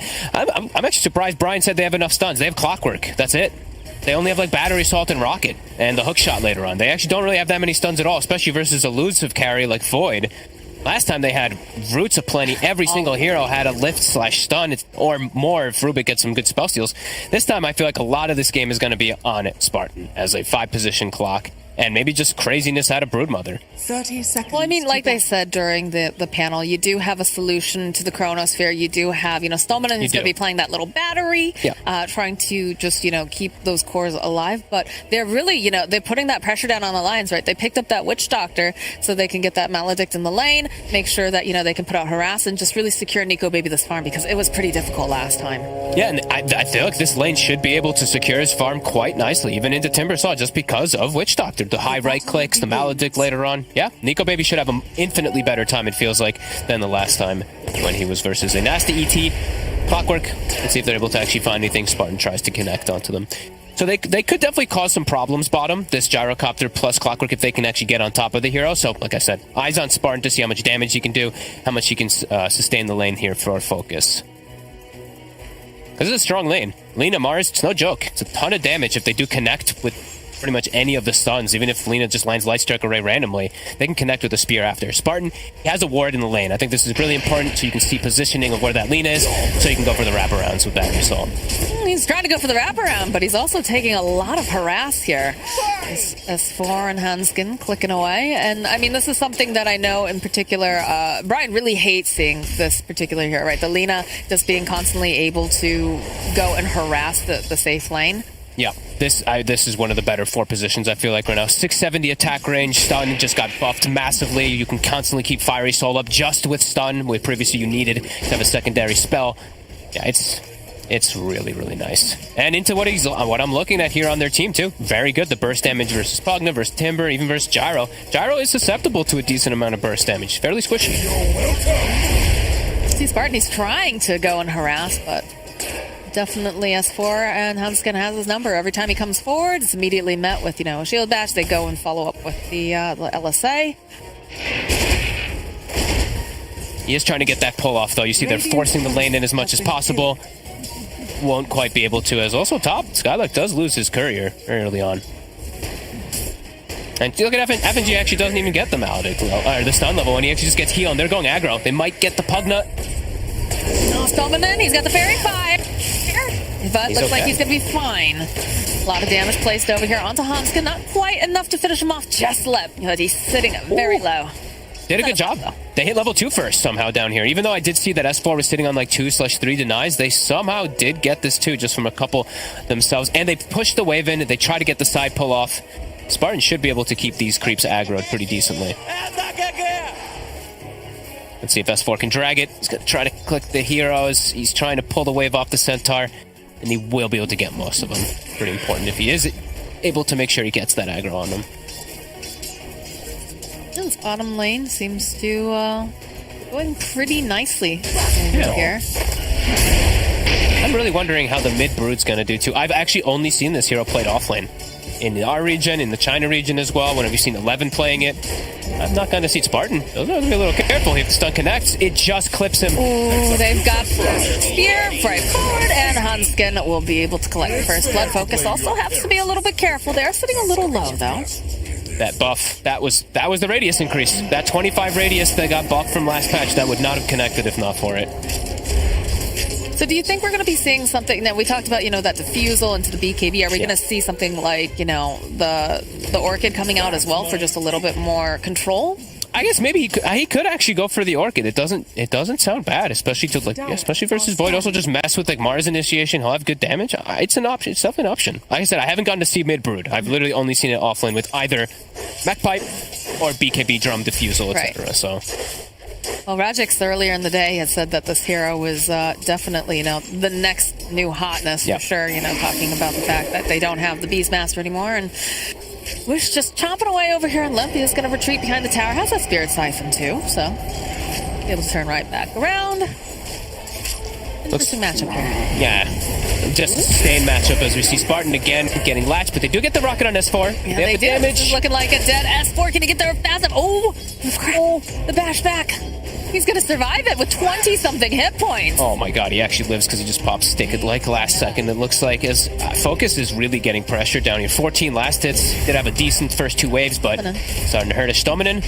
Yeah, he is just getting chased down. Oh no, they'll respect it though. They'll back off a little bit. Nico Babe, of course, he wants to be able to hit those creeps. He fell behind last game, and he doesn't want that to happen again. So, turn right back around and go back to farming. The trades constantly here in the mid lane. It's just it's a sustain war, just between Hunger and Siphons. Actually, pretty funny to watch. As we only see the 1 point in web too. I guess it's because he's mid. The off lane we've seen them maxing it most of the time, but since he's mid, he actually doesn't need to have that movement speed or that extra regen. Towers are just so close together in that lane, it doesn't really make that much of a difference right now, so... Stominen is actually smoking around the mid lane. Looks like he's getting some deep just a deep ward. That is something that they really like to do over on the side of BRAME. You've been seeing that pretty consistently, trying to get the information. This is sneaky. Like, he left Skylark top. You're not going to expect this bottom. This might catch Alliance completely off guard. This Pugna swooping across. Spartan's just running over here at him. Get some of those battery sets off. And now the LSA, they turn this around. Can they get the kill over here on Spartan? Yes, they will. But they might be able to go and take down Hanskin here. Oh, he's got the Fairy Fire, though. He's actually going to survive. This is the lane of close calls here down here for Alliance. They've been able to walk away with their little hit points. Stominen just didn't cast Decrepify. That was really weird. He could have killed Alina. He didn't decrep blast. He just walked alongside to him and just let him arrive. That was definitely a bit of a weird one. The rotation was kind of cool, but ends up missing the mark with the gank. And now he looks like he's just going to deny bounty rune, or take away the bounty rune from Death Prophet. Also camp for this bottom rune himself. Wish. Is he going to look to actually go for this here with the Pugna? No. So Limp does get himself a free illusion rune. We're starting to see that spider army start to get amassed here before this Brood Mother. Could definitely be a problem for Limp. I think maybe you do that rotation that the panel was talking about pretty soon. Maybe move S4 over there as S4. Stominen and Spartan are looking for it again. Yeah, they've got the missile. We'll connect Spartan getting forward here. How did they get both of them. There's a lot of damage coming out, and that is definitely going to be a dead S4. Can they finish off on Hanskin? Though, look at the Spartan. He wants his kill. He's going so far. He managed to get it, even though the LSA does connect. Look at this, the immediate rotation to this mid lane. Wanted to just get Limp off of this tower with this exorcism that's been committed. Those are some vacuum cogs if I've ever seen them myself. That was actually ridiculous how it got both of them. Limp getting good damage on tower. I'm surprised they didn't double check runes a little bit better to make sure that he can't do this with just constant runes. Wish he'll be able to heal up, but half damage on tower. I like this, though. That was something that they were definitely lacking in game number 1 for Alliances. They just didn't have great people to go and put pressure on the tower. This time, they definitely have that solution. Yeah. And they have a lot of stuns themselves, too, which they weren't, like, fully lacking last time, but they at least have this great initiation that's going to come from the offlane. I mean, it was just too much pressure, right? It was too much pressure over on Nico Baby to land the perfect Chronosphere. This time around, you've got the Mars who's going to be able to go and, do initiations. You've got, follow-up from, like, the Witch Doctor, the stuns from the Lina, and, of course, just all that damage that you can dump into the Chronosphere with the Exorcism. So this is definitely a more well-rounded draft for Alliance, and they're definitely setting themselves up for more success this time around. Yeah, and, like, S4 is having a completely different game. Look at these cogs. Like, look at this. Right in the middle. It just like perfectly like sucked them in. It sucked the Mars, it sucked Hanskin into. Yeah, it was beautiful. Really nicely done. And of course, like in typical Spartan fashion he too, wants it, most other players would be like, "Oh, he's so fast, he's gonna get away," but Hanskin turns for stun and actually dies because of it. So S4 having an infinitely better game than last time, and he's going to be that initiator for the team. Stominen has an Invis rune, but they just put the sentry down, so they'll see him rotating over. And they are really slowing down Focus. Last time, Focus nearly had 4 net worth already on that Wraith King. So Dire's middle only tower 2,800, is same under thing attack. as Nico Baby. Yeah, he does super fast Radiance last game. Yeah. But Spartan trying to get into position. They'll open up with the Decrepify. Again, these cogs Again? are just so spot on. With the call down, the arena comes out here. So not looking good for S4. He will fall. A couple of these nice bounces here coming out from the Witch Doctor Hanskin, though. Is he going to make it out alive? No. Summoner will find the kill. And do they dive here on FNG? It looks like they're going to go Summoner's for it here. They want this kill. The Voodoo Restoration just not going to be enough here to keep him alive. And everybody on the side of BRAME survives this engagement. Under attack. On point. These moves of 4 position rotating Pugna, never thought I'd see that, but ganking it the safe lane for his gyro to set him up for success, and Spartan just back-to-back beautiful cogs getting it set up. Does mean that Limp, he knows that these 2 supports had moved away. They don't have great mana to TP mid, so he's just going to put this pressure on Stominen. Bruxover just puts down a ward, but tower does look like it's inevitably going to drop pretty soon. Trying to clear up this creep wave at the very least, but yes, like you said, try to go for the denial, not going to be able to quite find it. But Limp realizing that, you know, they have this breathing room, trying to put pressure on the map, trying to make sure that Nico Baby has that breathing room, because it's tough here in the top lane with the Timber Saw. It definitely is. Yeah, Skylark is now reaching unkillable points unless the Witch Doctor comes up with level 3 Maledict. Okay, he does have the level 3 Maledict, so they still can, but with Hood, they want to put their attention elsewhere for now. Look at the wraparound here coming up. Again, right? They want this. Yeah, look at this. And Focus is just being apart. They immediately don't split. They only get a couple of these bounces off over here, so they'll be able to go pin her over to the tree. Is under attack. He went right through the tree. That was weird. FNG getting chased down here by Spartan. Spartan, this time he's going to respect it. He'll back off because Hanskin is rejoining here. We'll just go and chip away over at the at that ward. They're putting a lot of tension just to slow down S4 and also just try to enable Focus. That time, it got scary. The FNG saw them coming, that initial Maledict. I actually thought that there's a chance that Focus just dies instantly to something. He goes through the tree, right? Maybe he was just off with the spear, but it looked like he went through it to me. Off, slightly off. Slightly, yeah. I guess. It just misses the, you know, it's a skinnier tree than the usual ones, I guess, so. It's not your usual oak tree. That's, you know, a little bit easier to manage. But yes, bottom lane though, let's say connecting over here onto the Timbersaw. Skylark is gonna hang out with the trees. His worst nightmare as a Timbersaw, but he'll defend the tower for the time being. Yeah, takes top, immediately swings bottom. Love when I see these Timbersaws do this, and now they're putting pressure on mid with Wish, and he is doing the Orchid build, so it's a great call. It's gonna be really effective versus this Void. He's going to be able to swing around and maybe... I'd like to see him actually play like that. If he gets his web set up inside the enemy jungle area, it's going to put a lot of pressure onto Nico Baby, and it's going to put a lot of pressure onto Alliance overall to have to constantly swing over and clean that area out. Otherwise, they're going to just lose so much control of farm. Is hook shot? The hook shot over on left. Look at this, though. The immediate follow-up. S4 already in position, has that arena. They should be able to blow up Wish. As Spartan now running for his life. They'll even go and use the Chrono. They want this kill. Nico Baby just whacking away over here, and they'll kill SSI Spartan. Nice. Great prediction coming out from Alliance. They knew that move was coming. S4 this time able to set up very cleanly. We've got the spider counter going. 40 spiders have been killed so far. We'll never pass what we hit earlier, which was like 500 or something, or 400 something for one hero. Never say never. Never say never, that's fair. Dota is a crazy game. That is true, and we are going to see a lot more Broodmother for sure. For sure. But yeah, you know, like you said, I think that the Orchid is very, very necessary coming out from the side of BRAME, just because, you know, they are a bit lacking in the stun and the disabled department for a bit. So we have that Orchid completed now, and it'll be interesting to see if BRAME try to make some plays. You know that the Chronosphere is down now, and also these supports, if she gets a big enough army built up, it's going to be very difficult. Oh, look at Spartan again with the two-man. What a... He's absolutely wild here. Spartan, he's trying to stay alive just a little bit longer, not going to be able to do it, but FNG does fall. Stomach turning around. The silence comes out, though, from the Dead Prophet. He's trying to duke around. They do have the Exorcism. This is looking like a dead Pugna. But he forced an Exorcism. Limp, he wants to get more out of it. He's swinging toward top. They see this gyrocopter. Uh-oh, Focus. They got a Hasterin still online, too. Focus. The teleports are coming out. They're going to try to defend him. S4, though, behind the tower. Nice spear forward over here. Can they get off enough damage, though? Nico Baby's chasing after Focus. Looks like they are going to respect the tower and the fact that they had several TPs at the side of BRAME. So all in all, I think the Stominen death was probably not necessary. He maybe could have gotten away. He tried to turn for the Death Prophet, but they forced a DP ulti, not really get a big objective or kill. It's just the support. So all in all, not too bad for BRAME, as we do still have the Gyrocopter able to continue his farm, and not bad. again, look at bottom.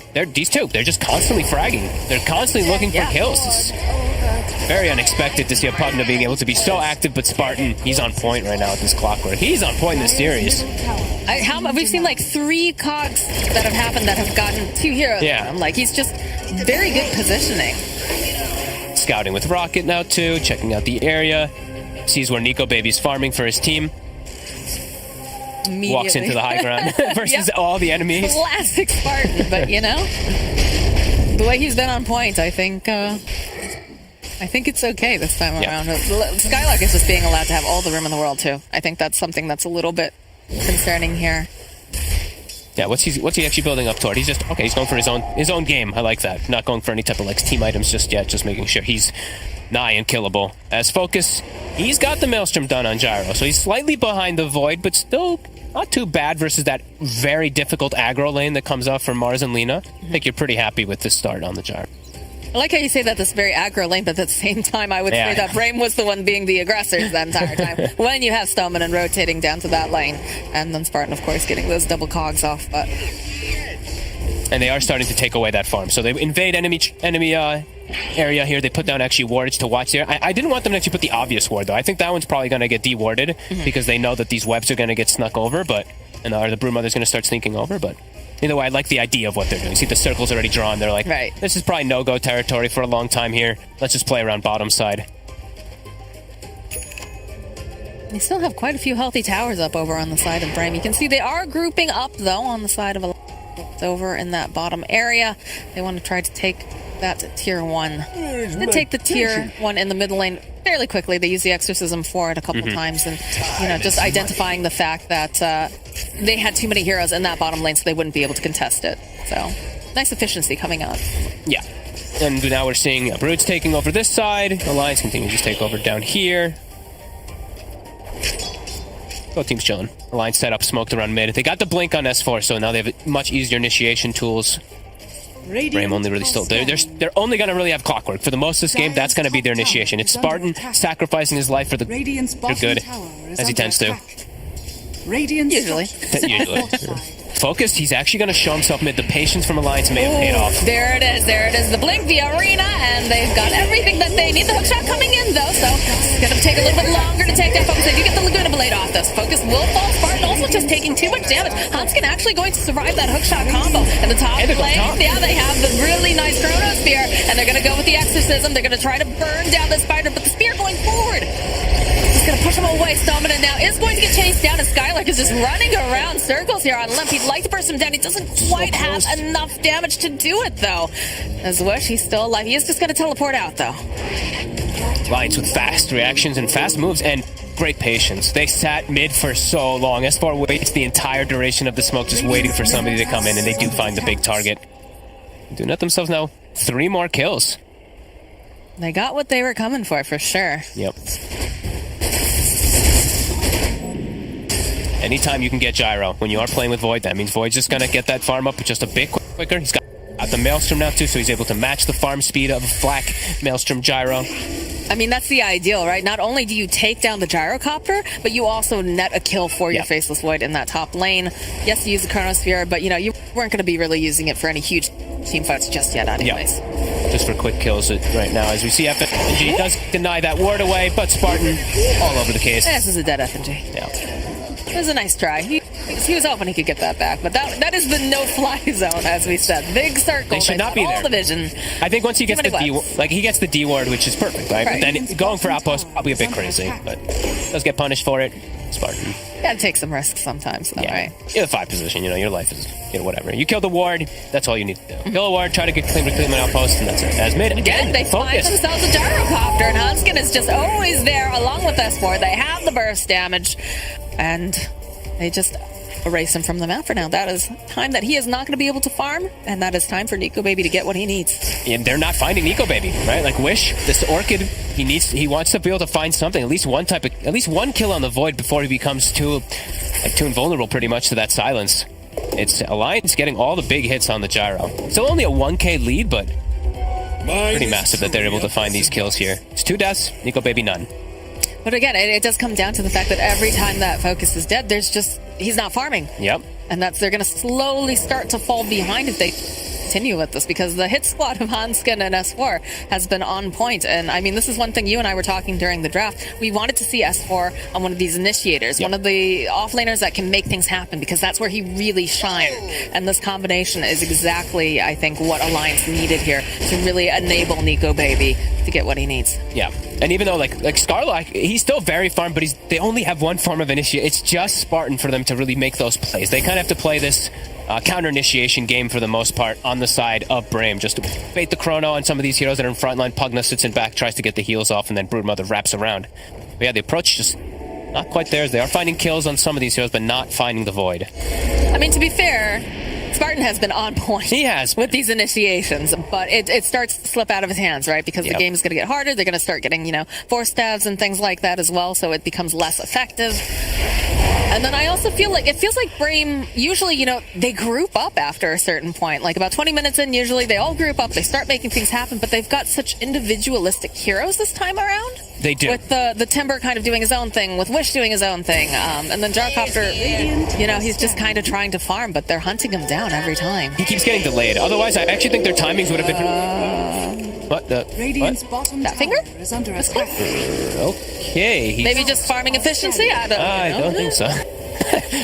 Yeah, pop X is in for that smoke. Yeah, let's get it. I mean, I'm trying to be... Yeah, I know. They're going to smoke because they want to try to utilize it at the very least, but let's see if they can. BRAME. So, like you're saying, I think they stalled out the timings really nicely on Alliance. BRAME, they're still getting close to getting a lot of item timings together. Ag's now finished on the Broodmother, BKB on Gyrocopter on the horizon too, which he would have if he didn't die at least one of those times. So they still are going to hit a pretty good window here on their side. But Alliance, Nico Baby, no pressure on him really at all this game. He's just getting all the free farm. How are these fights going to work, though? Because like you said, we're getting close to that BKB timing over on Gyro, but how do all these pieces come together? Because that was the concern, right? That was something that the panel, I believe, was also mentioning. Whereas it's a little bit more... I don't want to say telegraphed, but it's easier when you look at what Alliance has. You know exactly how these pieces are supposed to fit together, whereas BRAME is a little bit more individualistic. They need to just survive. If Gyro gets chronoed, which is probably the plan, it's okay for him to get chronoed this game. They have to have Pugna behind, and then Timber and Brood gonna wrap around and clean up backside. It's okay if Gyro actually gets chronoed here, because they've got the Pugna. Stominen just cannot get chronoed. All eyes on the little Skelly, man. He's got the cast range. He's got Aether Lens, he's got Keen Optics, so he should be able to sit back and get these heals off onto his teammates. He actually didn't get 2 life drain though, so that's a little weird, but whatever. In a couple ways. He's like, oh god, don't let them see me. Kill this mid wave quickly so I get level 13 and they don't see that I did that, but still very value to have max level Nether Ward too. Especially against things like Alina and whatnot. Yeah. Alright, well, smoke up over on 4 heroes here onto BRAME. And they're going hunting. We're waiting for someone to show on this wave here. BKB is done on the Gyrocopter too, so it's coming out on the Courier. Gonna be Hanskin, his first one. Yeah, they use the flare. Pardon? See the Lina. Thinking about it. Bit deep though. I think it's too hard, right? Because they don't have great vision over in that area that they were controlling earlier on, but has been thoroughly dewarded. And he has to always remember too, he's a clock. He can hookshot very far away. His teammates might struggle to actually catch up to him if he does go a little bit too deep. His DD top. Ooh. Very nice. Wait for FNG, or wait for the Faceless Void. I mean, that'd be nice. I was saying FNG, yeah. FNG is the core now. Let's go. He's got the 60 damage talent, so why not? Good vision, though, over here. Throwing out the rocket flare will spot out 2 heroes over here on the side of Alliance. So the question is, how do they get into this pit? I think S4 has to be a little careful with his positioning here. Inside the pit, he's that a big initiator for them. So if he just gets full focus onto, that could prove to be problematic for Alliance. Chakram gets tossed out. They do the double damage over on Nico Baby, though, so it's a little spooky for the side of BRAME. The Nether Ward is down, so Alliance does have to give some respect to that one. And yeah, S4, he can't really sit inside the pit and tank it. Nico Baby looking to go back in. Another Chakram tossed out as Roshan's taking a leisurely stroll outside of the pit, and all these webs wondering who's moving into the neighborhood here. Life drain over onto Zephyr. Look at that range. You don't even see him on the screen. It's actually really silly. Missile tossed out over here onto Limp. Hook shot over the back. Trying to jump over to S4. They want to get rid of this initiation if they can, and they'll use the exorcism. The call down comes out as well. But they just Delta split over here. Skylark running through over the side does end up getting stunned, and they'll go and throw out the arena. So they're going to be able to take down the Timbersaw. That's a huge kill. Like, how they don't have the spells now to throw the spam into the pit. They might have to just give this one away, or they do some very reckless fight. I mean, it's brave. They could opt to do this. Again, Spartan, there it is. There's the Chronosphere. Do they have the... Yeah, there it is. That little battery trying to keep them alive, but the Clockwork is going to fall over on the back lines, managing to keep the Gyrocopter alive. He's got the BKB. They've already picked up the Aegis over here onto Lip. They'll be able to chase down S4. Okay. Not the worst. BRAME at least get themselves one type of kill there. They didn't have the follow-up there, though. As he catches S4, which is like the dream, actually, from Spartan. But same thing. His teammates can't get to that hook shot. It is a bit far away. Even though we did see Bush got the silence off onto the Void initially, they were zoned away. They couldn't actually get onto the up of the Mars soon enough to follow up. And definitely just still scared of Exorcism a bit. These fights are wild, too, because, you know, we saw that Chronosphere, and he got exactly the target that he wanted, but he didn't get Stominen again. Nope. So Stominen is allowed to just sit so far back and just be that little battery, keep him alive the entire time. And I think Spartan's cog also placed that perfectly. It did push the Void away, so he didn't even get he didn't even get a single attack off with the Chronosphere. So that was a bit wasted. Let's see what BRAME does to take advantage of that. They're not a cooldown reliant team, so right now, you know, no Chrono 100 seconds, no Death Prophet ulti. I want to see them doing something. Like, I don't want to see them just individually go to lanes and just farm right now. That's how you get picked off by Alliance's other spells. So I did want to see them group up, but it doesn't look like it's going to be the case, and that'll buy... I mean, that's just going to give Alliance time to have all these ults back up, so BRAME may be missing a bit of a window here with those down. We are seeing them try to invade the jungle a little bit over here, possibly, you know, put down some sentries, deward, but they have to be so careful. Like you said, they've got such a potent combo, and just the Mars and the Lina, and the Witch Doctor too, right? Yep, they're setting up for the though. They know that they're all down. Nico Baby does have BKB, so he is safer. Call down, hook shot coming in. They need to lock down Nico Baby, but he's got the BKB. He's able to just walk away. Limp, of course, does have that Aegis over the back lines. S4 is trying to fight this big old spider, but able to quite do it here as Nico Baby, again, they do not have the stuns. They don't have the lockdown. They're chasing after Limp. Hanskin still standing nearby, ready to come in if he needs to use that LSA Chakram coming out. And there it is. There's the LSA BKB coming out now from Limp as he just wants to get out of this engagement. Oh, they didn't get it. It was close. They actually set up pretty nicely for this play down bottom, but they actually all were able to scurry away. Triple BKBs. It was forced from Alliance, though. I mean, they need lockdown. It's a huge problem. It's only Spartan. Yep, it's only Spartan. And he did actually... He caught Nico Baby when he had Mask of Madness on still for like a third of the duration. So it was a moment quite scary there for Nico Baby. But yeah, they just don't have the follow-up control. Are scanning. It's just Clockwork. It's just Spartan. They may be a rocket. He's doing the best he can. He's doing what he can. And now here comes the issue, right? You see the Hanskin. He got the Force Staff. It's going to be so hard now. They're just going to be able to position Hanskin back as long as he's not necessarily the one who gets initiated on. He's always going to have some form of a save. He also has the Yules too, so he can just throw people up in the air, push them out of the cogs. Yeah. You've got solutions, and it's just looking a bit difficult here for BRAME. Yeah, looking a bit difficult for Spartans to solve every single to us. Yeah, Force Staff and triple BKB, so these catches are going to be a lot more difficult. And Wish, okay, so he's got Ags, Orchid, he's got BKB. See what he can do in fights too, because I'm still not feeling this like, oh my god, Brood's taking over or anything like that. He's actually not really had an effective Orchid just yet so far in the game. It feels kind of strange, right? Because I feel like, 1 second here, they've got their eyes over here on the Timbersaw, and he's looking pretty dead. You're not fit to fight. Not that tanky. Not for us all this magic. Not when you have 3 heroes waiting there patiently for you and setting up, but yeah, that is indeed an issue. I think BRAME is definitely starting to feel a little bit of the synergy with their lineup just being a little bit questionable. Like, how does the Broodmother, the Gyrocopter, and the Timbersaw work together? Sure, we're seeing the beauty of the Clockwork and the Pugna with the Gyrocopter, but where's the rest of it? Where does it actually all come together? Compared to Alliance, as you said, you know, it's very clear how they are going to take the fights, who they target. They have plenty of stun, so even if they miss a couple, they'll have extra catch-up. Looking quite a bit harder for BRAME, but they're keeping up in farm. So I'm waiting to see what's Wish going to do. He's got to pop off at some point soon. Now, I know that you've been watching more of the Chinese region as well.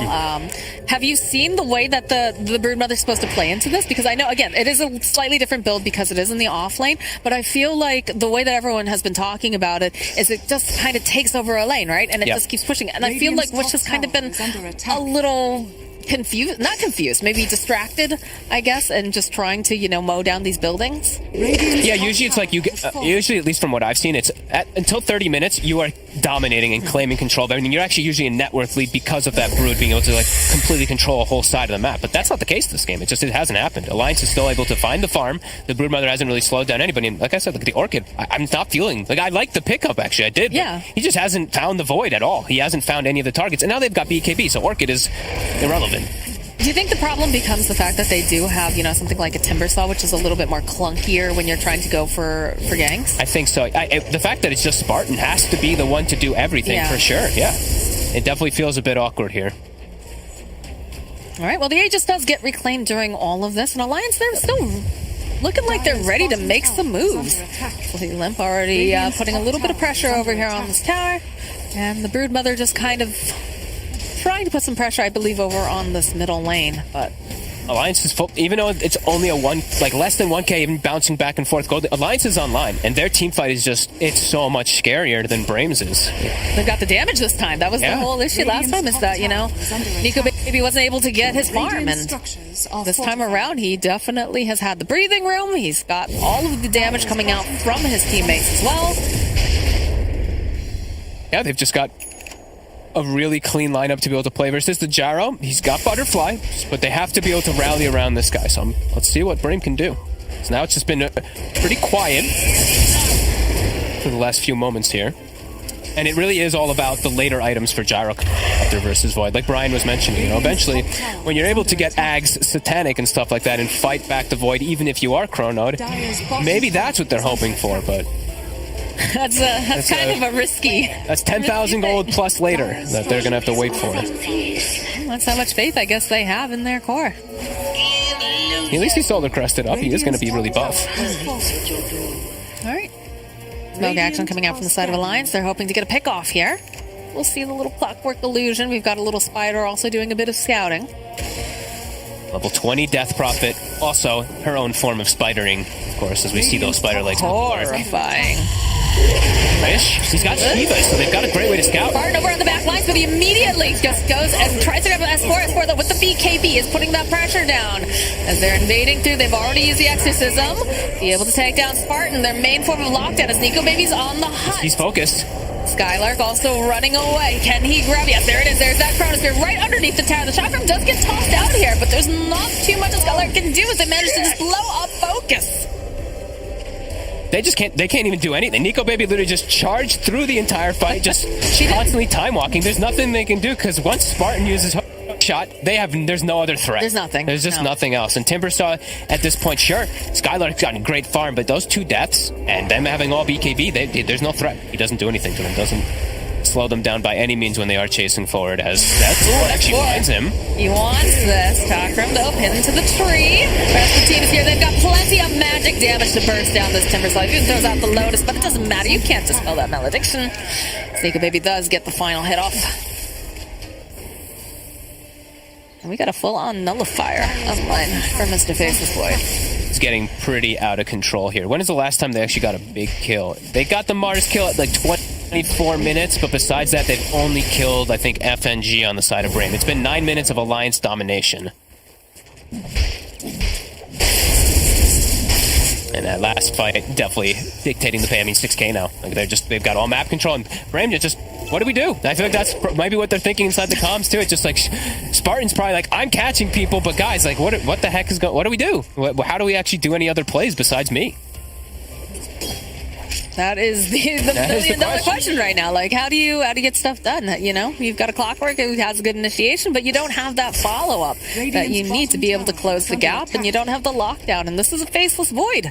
Mm-hmm. This is a hero that you need to silence, you need to change things, you need to do what you did in game number 1, Brame, because Nico Baby is just looking too ferocious now, and he's working on a Scotty. He's got a 3-0-2 score right now. This guy has just been patient, and his team has played excellent around him. Yeah, and if you get Scotty, game's pretty much over for Gyrocopter, as you'll block out the heal that's going to be coming from the life drain. Also, you're a ranged carry, so the effect of that Scotty is amazing. Nico, baby, a little bit of a weird time walk right there, missing the small camp, but it's all right. Don't look. Don't look. He's having a great game. He is having it. He is having a great one. And Wish. Okay, so, I mean, he's had the Hex queued up, and that's going to be the extra control that they need for the Void, but they got to hit really hard when they get it. They got to just remove him from the fight immediately and fight and take Roshan for them to have a chance in this game as it progresses. It feels like a flipping. Again, like we keep seeing these teams, the draft in game number 1 felt like, BRAME had an Alliance draft, and then this time around it feels like BRAME is lacking that damage and lockdown for sure.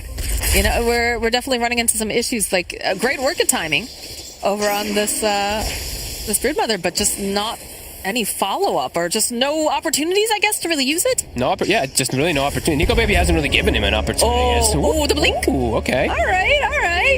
Oh, but he'll be able to find Wish over here. Immediately, the Orchid Silence is cleaning up all of those spider babies as Limp. Walking on over. There it is, the Chronosphere. He does have the BKB, so they also have that Decrepify over on the back lines. Disarmed over here onto Nico Baby. Wish trying to munch away over here onto S4. He's got his own BKB. He's putting out the damage, but they turn right back around. They get over onto Focus, and they just got so much physical damage coming out here from Limp as FNG does end up getting the kill. The BKB duration is done. Nullifier over here on Wish. The buyback now coming out from Focus. He wants to get back into the fight. So does this Broodmother. But where's your catch? They have to get something. Oh my god, if they can get anybody with double buybacks on Force, they have no way of catching them. They're going to smoke to try to chase as well, too, but they just can't catch anything. Under attack. How long on Roche? It might respawn right now. This could be pretty nice. It's going to respawn right now. No Chrono, no Exorcism.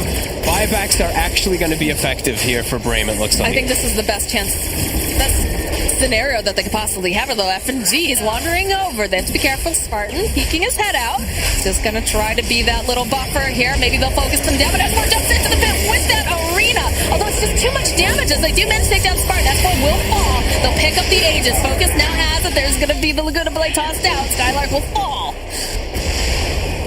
They got it, though. I mean, a quick spawn. Very fortunate. Gaben definitely a little bit on the side of BRAME there for that spawn with those buybacks. So at least able to get something here. And S4's life as well. So now we have the Shard, the AoE Bola for that Spider. And we do have an Aegis on our Gyrocopter. Who's got cheese? Okay, Brood still got cheese. Oh, okay, now better ways for the Gyro to survive, potentially to get to that item progression that he needs to get in later stages. Still a bit of an uphill climb for him, though. Very far. As Limp, massive. Refresher. Full refresher now, too, with those Shivas. With the Shivas as well. Very nice build. These fights are just they're still so difficult for the Gyro. Actually, watching how Limp is playing the fights is really nice. He's blanketing the silence in the backlines where the Pugna is, so there's no life drains. No way to actually keep Focus healed up either. We'll try to put some pressure over here on Nico Baby, but again, they just don't have the lockdown. Oh, the shot doesn't quite connect, unfortunately, so Nico Baby gets dogged by a little miss. But he's absolutely fine. And I think I like how you're pointing out, I didn't quite notice that in the team fights, but yes, they need to swing around, right? They need to have some sort of an interrupt for Stominant because he is so integral to, keeping these cores alive when these Chronospheres come off. Like, he's like that little pesky itch that he just can't quite scratch in the bottom lane, though. S4 and Hanskin, they've been doing this all game. They've got the Lotus Orb over here on Skylark. Does have the Timber Chain to run away. They're going to try to heal him up. Stominant being in a good position. Turning back around again. Timber Chain, Nico Baby, though, going for the Chronosphere. Oh, it actually doesn't hit. Land over here on the Focus. He's in between these two different bubbles here. He does fall. Buyback coming out now. They want to take this fight. They've got this Exorcism. The wrap around here. The silence over here on the Gyrocopter. He's trying so hard, but it is going to be the Aegis. Swish over on the back line here. Throwing out all the Silken Bolas that he can. Chasing down over here after Nico Baby, but they do manage to land the stun off his stomach and does fall. That is the save here for Focus. Wish will go down, and this is not looking great here for this Gyrocopter as he's next to fall. Skylark is just trying to absorb everything. He is stuck in a land of hurt as Spartan tries to get off. Nico Baby lives. He cannot seem to do it. Nico Baby sitting so very low with this Buddha restoration. The GG gets called. Oh, man. Well, they got the Aegis and the cheese. They got some fortunate luck there from Gaben, from the gods, but it doesn't matter. Alliance way too big. They just don't have the ways to fight. And the Chrono even whiffs. Chrono whiffs, and also we saw Gyro caught between the Mars ult as well, just anyway, but either way, they can't keep him alive. He comes back to life, and then he's just completely slaughtered, as I think the cask at the end actually bounced between Broodmother and Gyro back and forth, and yeah, they're just dead. great game from Alliance. Their draft synergized very well, very nicely together. BRAME's, you know, we saw the magic at least of what the clockwork and a couple of them were able to do, but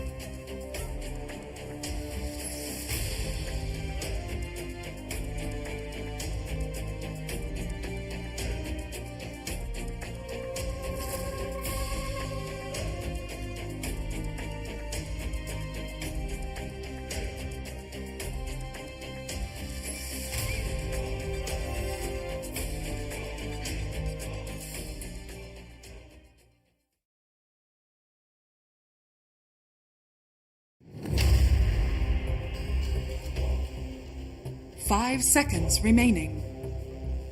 Dire team ban.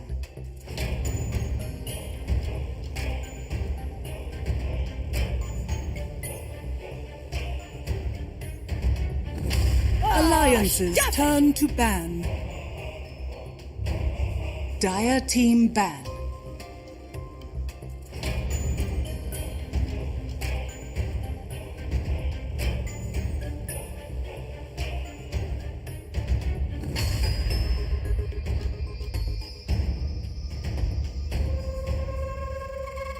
Ten seconds remaining.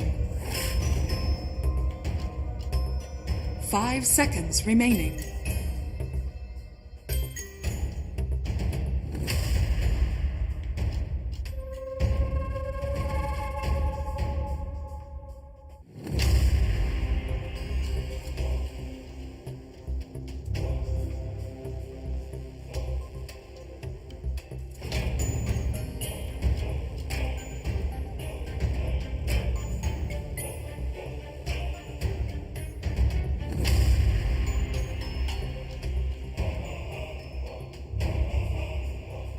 Alliances turn to ban.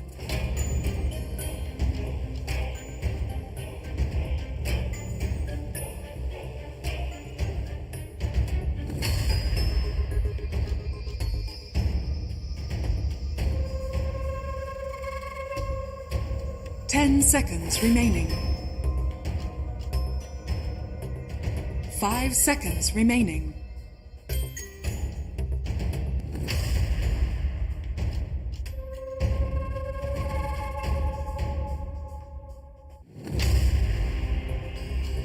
Dire team pick.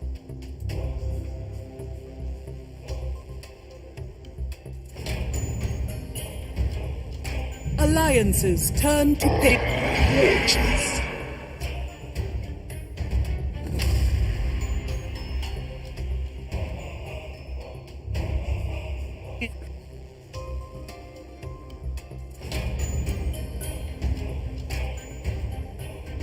Ten seconds remaining. 5 seconds remaining. Alliances turn to pick. Timbersaw!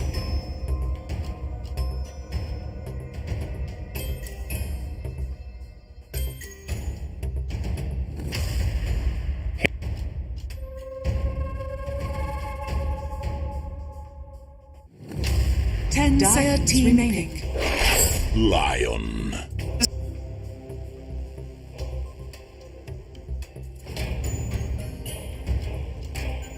Dire team ban. Tegna.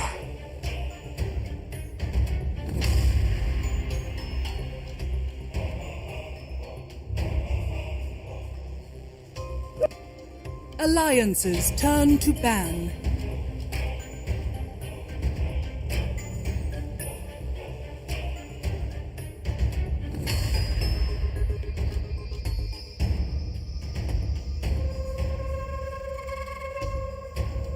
Words, though. It's whoever says the least amount of words at this Brian point. Cheeks. 10 seconds remaining. Centaur, good front line. Sustain, 5 Pugna. seconds remaining. Slurp, slurp. EHP Two words. from Hood Should have said it just once. is never mind. Don't have Dire to be team close. Can CS with dagger through decrep. It's not a word. Wait. Where DK? Alliances turn to ban. No ban. 3 game. Puck coil counter centaur. Stampede. Storm? Carry lane counters to timber. 10 Ursa. seconds remaining. Monkey King. 5 seconds remaining. Witch Doctor. Consider. Dire team Maledict. ban. Strength Hero. Void Grim again.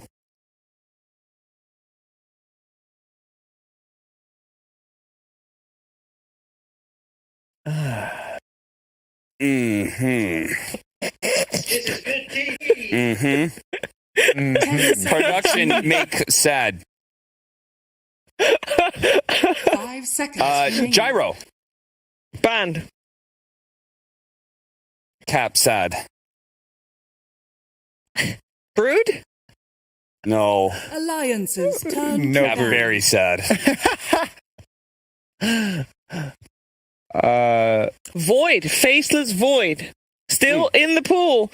Caps like Faceless Void. You pick Void Pugna, Void. you let them void. Let them Otherwise, no pick Pugna. 10 Void seconds Wraith King. remaining. But Wraith King, Strength Hero. 5 Timbersaw, seconds good remaining. versus Strength Hero. Or Wraith King for Alliance. You want an Agi carry for BRAME? Yes. Hmm. Troll, Still in the pool. Monkey King, Slark.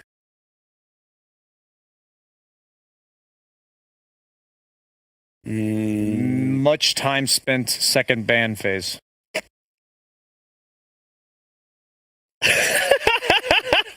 Very cricket. You know, you don't have to talk in bad English if you're going to say a lot of words anyway. It's okay. We have Cheever judge.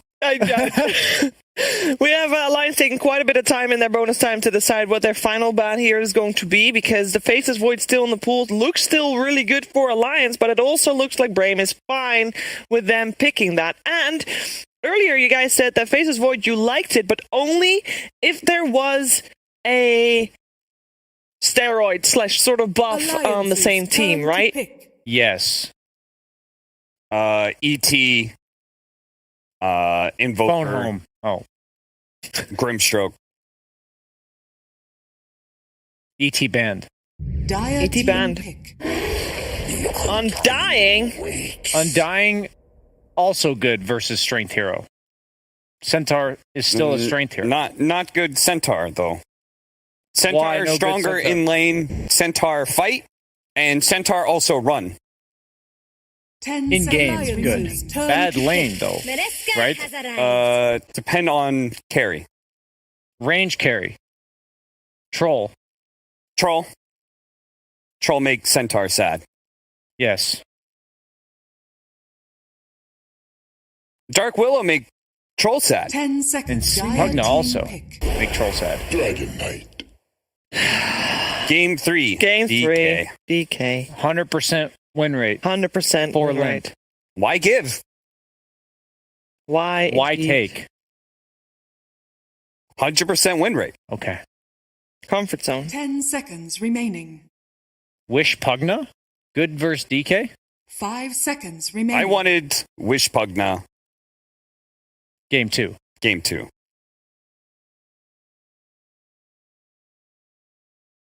Well, this Smart. is something that BRAME could have seen coming. So you gotta imagine that they have Dire something team planned back. against it. It's going to be a Morphling coming out for BRAME. Lots of stun. Instant stun. Morph, no attribute shift during Morph stun. sad. Good Scotty game. Alliances turn to ban. Right click morph or E blade? Right click. Much other damage magic. Good Scotty. Yes. Decrepify. 10 Boom. seconds remaining. Good combo, but good Scotty game. 5 seconds remaining.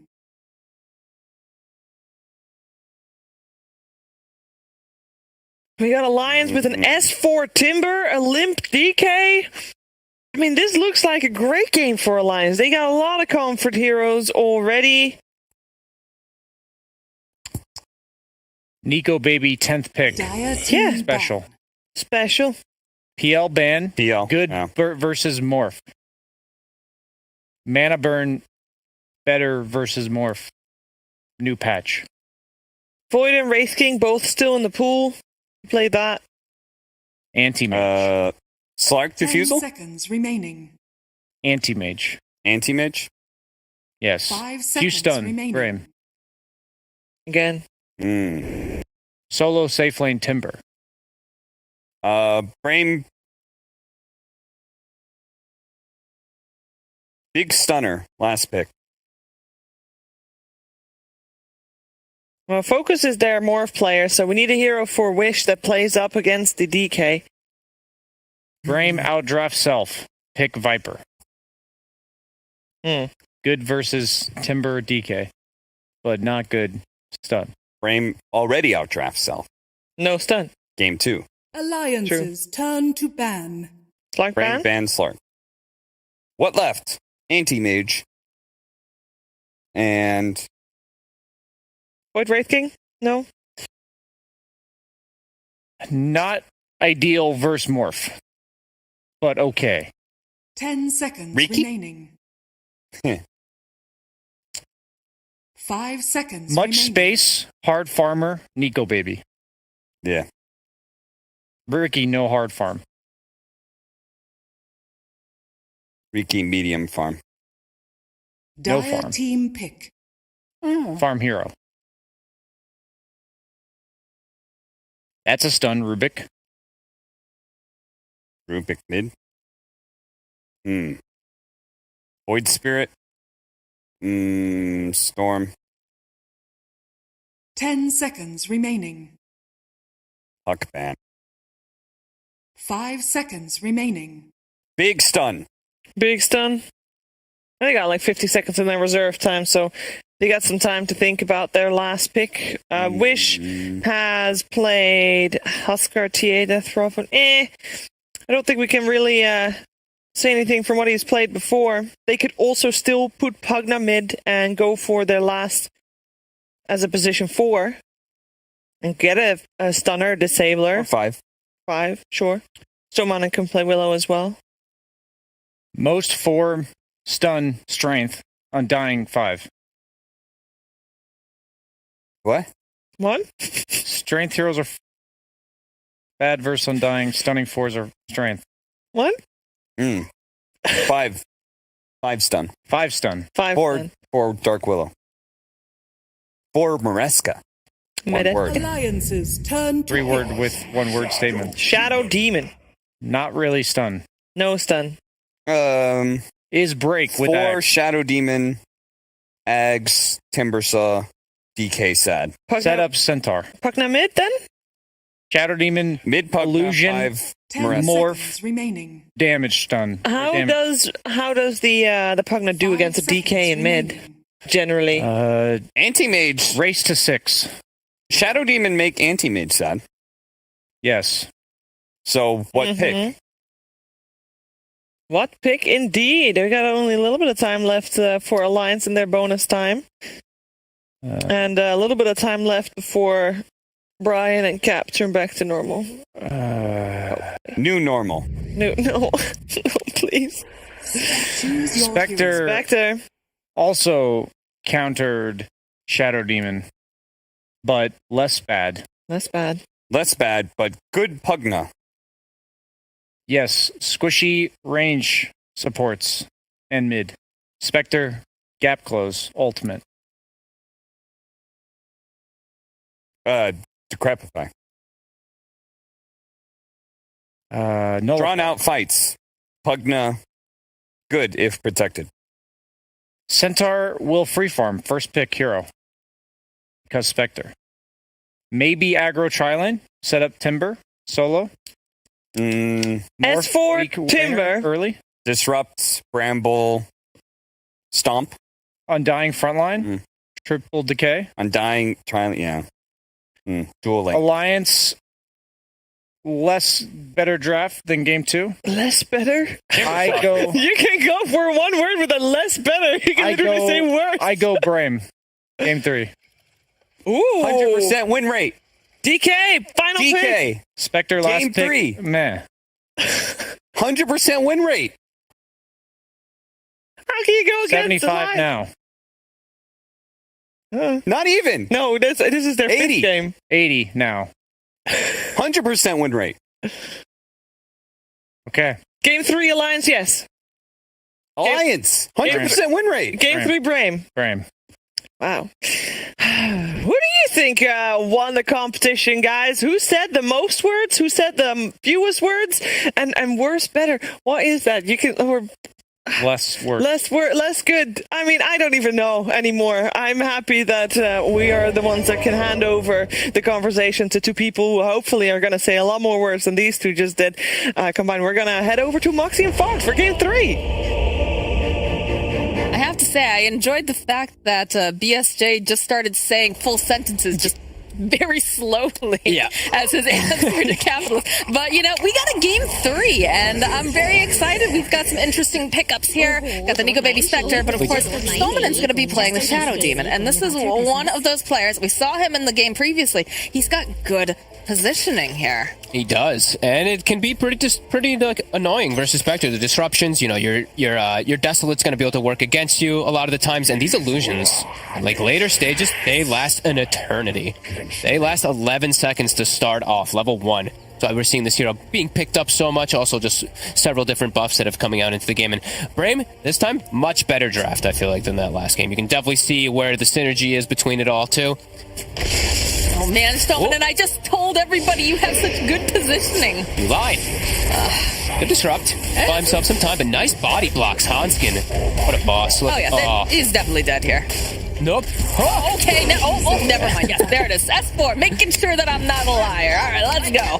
But, yeah, you know, it's going to be interesting, especially when you consider the fact that the Shadow Demon is, of course, position 4. He needs to get the axe. It's very, very important for him. Yeah, he's definitely going to need it eventually this game. Versus now he's got all 3 cars are breakable. Like, honestly, all 3 are absolutely breakable there. Also, I'm going to be curious to see what Wish is doing. He's really good on Pugna. He's really comfortable with it. And playing versus, like, DK, Spectre, and Timber, you can actually do quite a lot of damage. All he really has to watch out for is DK stun, Lion disables, and Wish could have a pretty good time. And then also, later stages too, we've got Morth and a Willow on the same team. So potential for Aghanim's will be there if they get to the super late game. But yeah, I think that's why Lions also give themselves this Spectre pick. They want to be able to match the late game if they do get to that point. And they've looked, I mean, this is the test for BRAME. Can you beat Alliance at their best with these type of heroes? When they've got the Limp DK, they've got the Timbersaw line that we've seen them open up with like 4 or 5 times at least inside this DPC, so this will be the test. It's definitely a strong barometer, you know, like we said, you've got this DK, it's got 100% win rate so far, this DPC, when Limp is on it, and then of course you've got S4 on his Timbersaw. Like, this guy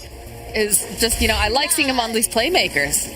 This is a person that's going to be able to apply pressure, and especially paired up here with Hanskin on the Lion. It's very scary. Look at how much damage Spartan's already taking. There's the spike. One more hit. He should be okay.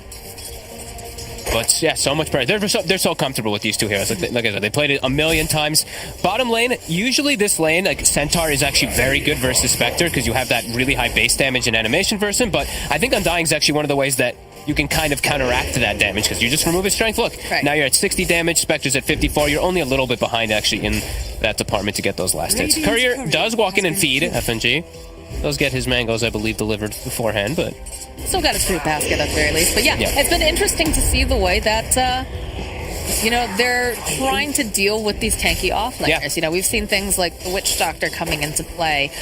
You know, a Necropho's kind of going up against things as well. But then this time, you know, we're seeing this Undying. And I know there was some talk earlier on when the patch first kind of dropped, and people were like, I think off-lane Undying, like Core Undying, is going to be really good. And obviously, we're not seeing it this time around. It's run as a support, but it seems like a tidy solution to what they're throwing into this offlane right now. Yeah, I love it. You see how he's even just, look how he's just throwing the decays. Like, Dominant's standing on top of him, but he doesn't throw decay on Shadow Demon. There's no purpose. You know, he's just going to back up, heal up. He wants to reduce Centaur's damage, reduce his effective HP, as we do see that Spectre getting good last. It's mid. Courier just... Couriers are just dying left and right here. Okay. That's a good chunk of gold there going for side of BRAME here at the start. 2 Couriers dead. Morph is getting a lot of pressure onto him, though. That's the Timber and that Lion always going to be able to just constantly harass him. Mid is going Pugna favored at the moment. Again, it's interesting to watch both of these guys. These are both heroes that they're very, very comfortable with. But, I mean, that Decrepify is so obnoxious, right?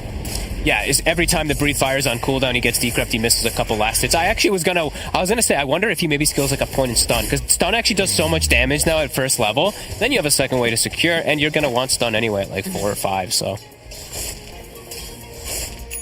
You can see in the bottom lane, they did have to teleport out over on Stolman, and they went and they dropped that tombstone. A lot of pressure. But TPs are not cheap anymore, though. No, he didn't TP all the way to base, though, thankfully. He did TP just to the tower, so he's at least able to stay down there to give that Centaur the nice support that he does need. And is even. Still, even though he has his strength reduced, it's 15-6, but Spectre is still farming well. Normally, you'd see the Spectre quite far behind in this one, especially with SD being so annoying with the disruptions. And Nico Baby doing just fine anyway. And he'll be able to heal up. He's got Undying, so Soul Rip will come out eventually too. And he'll just be able to get topped off. Just keep seeing those Decrepifies over here. And do have that point in the stun, though, like you said. So I'm trying to adjust and, be just as annoying back here. Able to definitely secure himself back up to the top there, Centaur. As I said, still leading the board, but good pressure. And also now they're just going Lion. Lion has Mana Drain, so it's even more frustrating for the Morphling, as they're going to constantly throw harassment for you to burn your mana, and just mana burns as Spartan. It's got the Fairy Fire, Nantha. Yeah, still will fall. As S4 just cuts him down. Chop, chop. Love me some S4 Timber.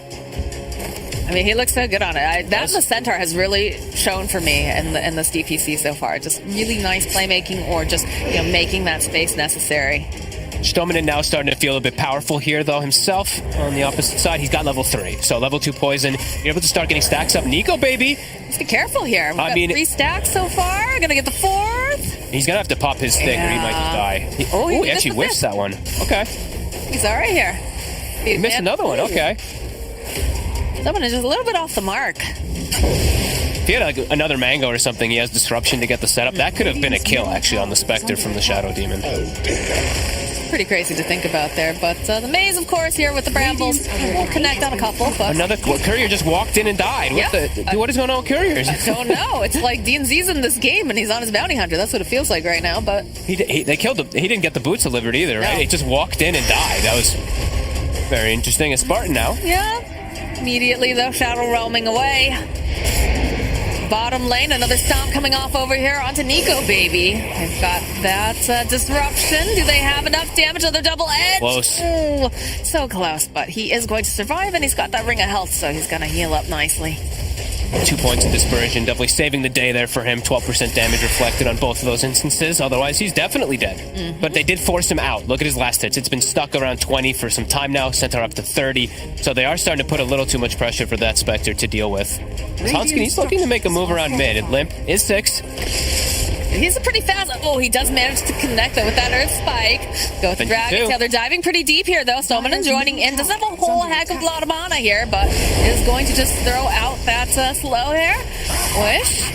Nice disruption from Stoneman, and buys a little bit more time. Hanskin's going to try to get some more mana off of this range creep. Hitting the Tombstone, but Tower's starting to take some damage. Limp going to start poking it, too. S4, actually. S4. Whoa.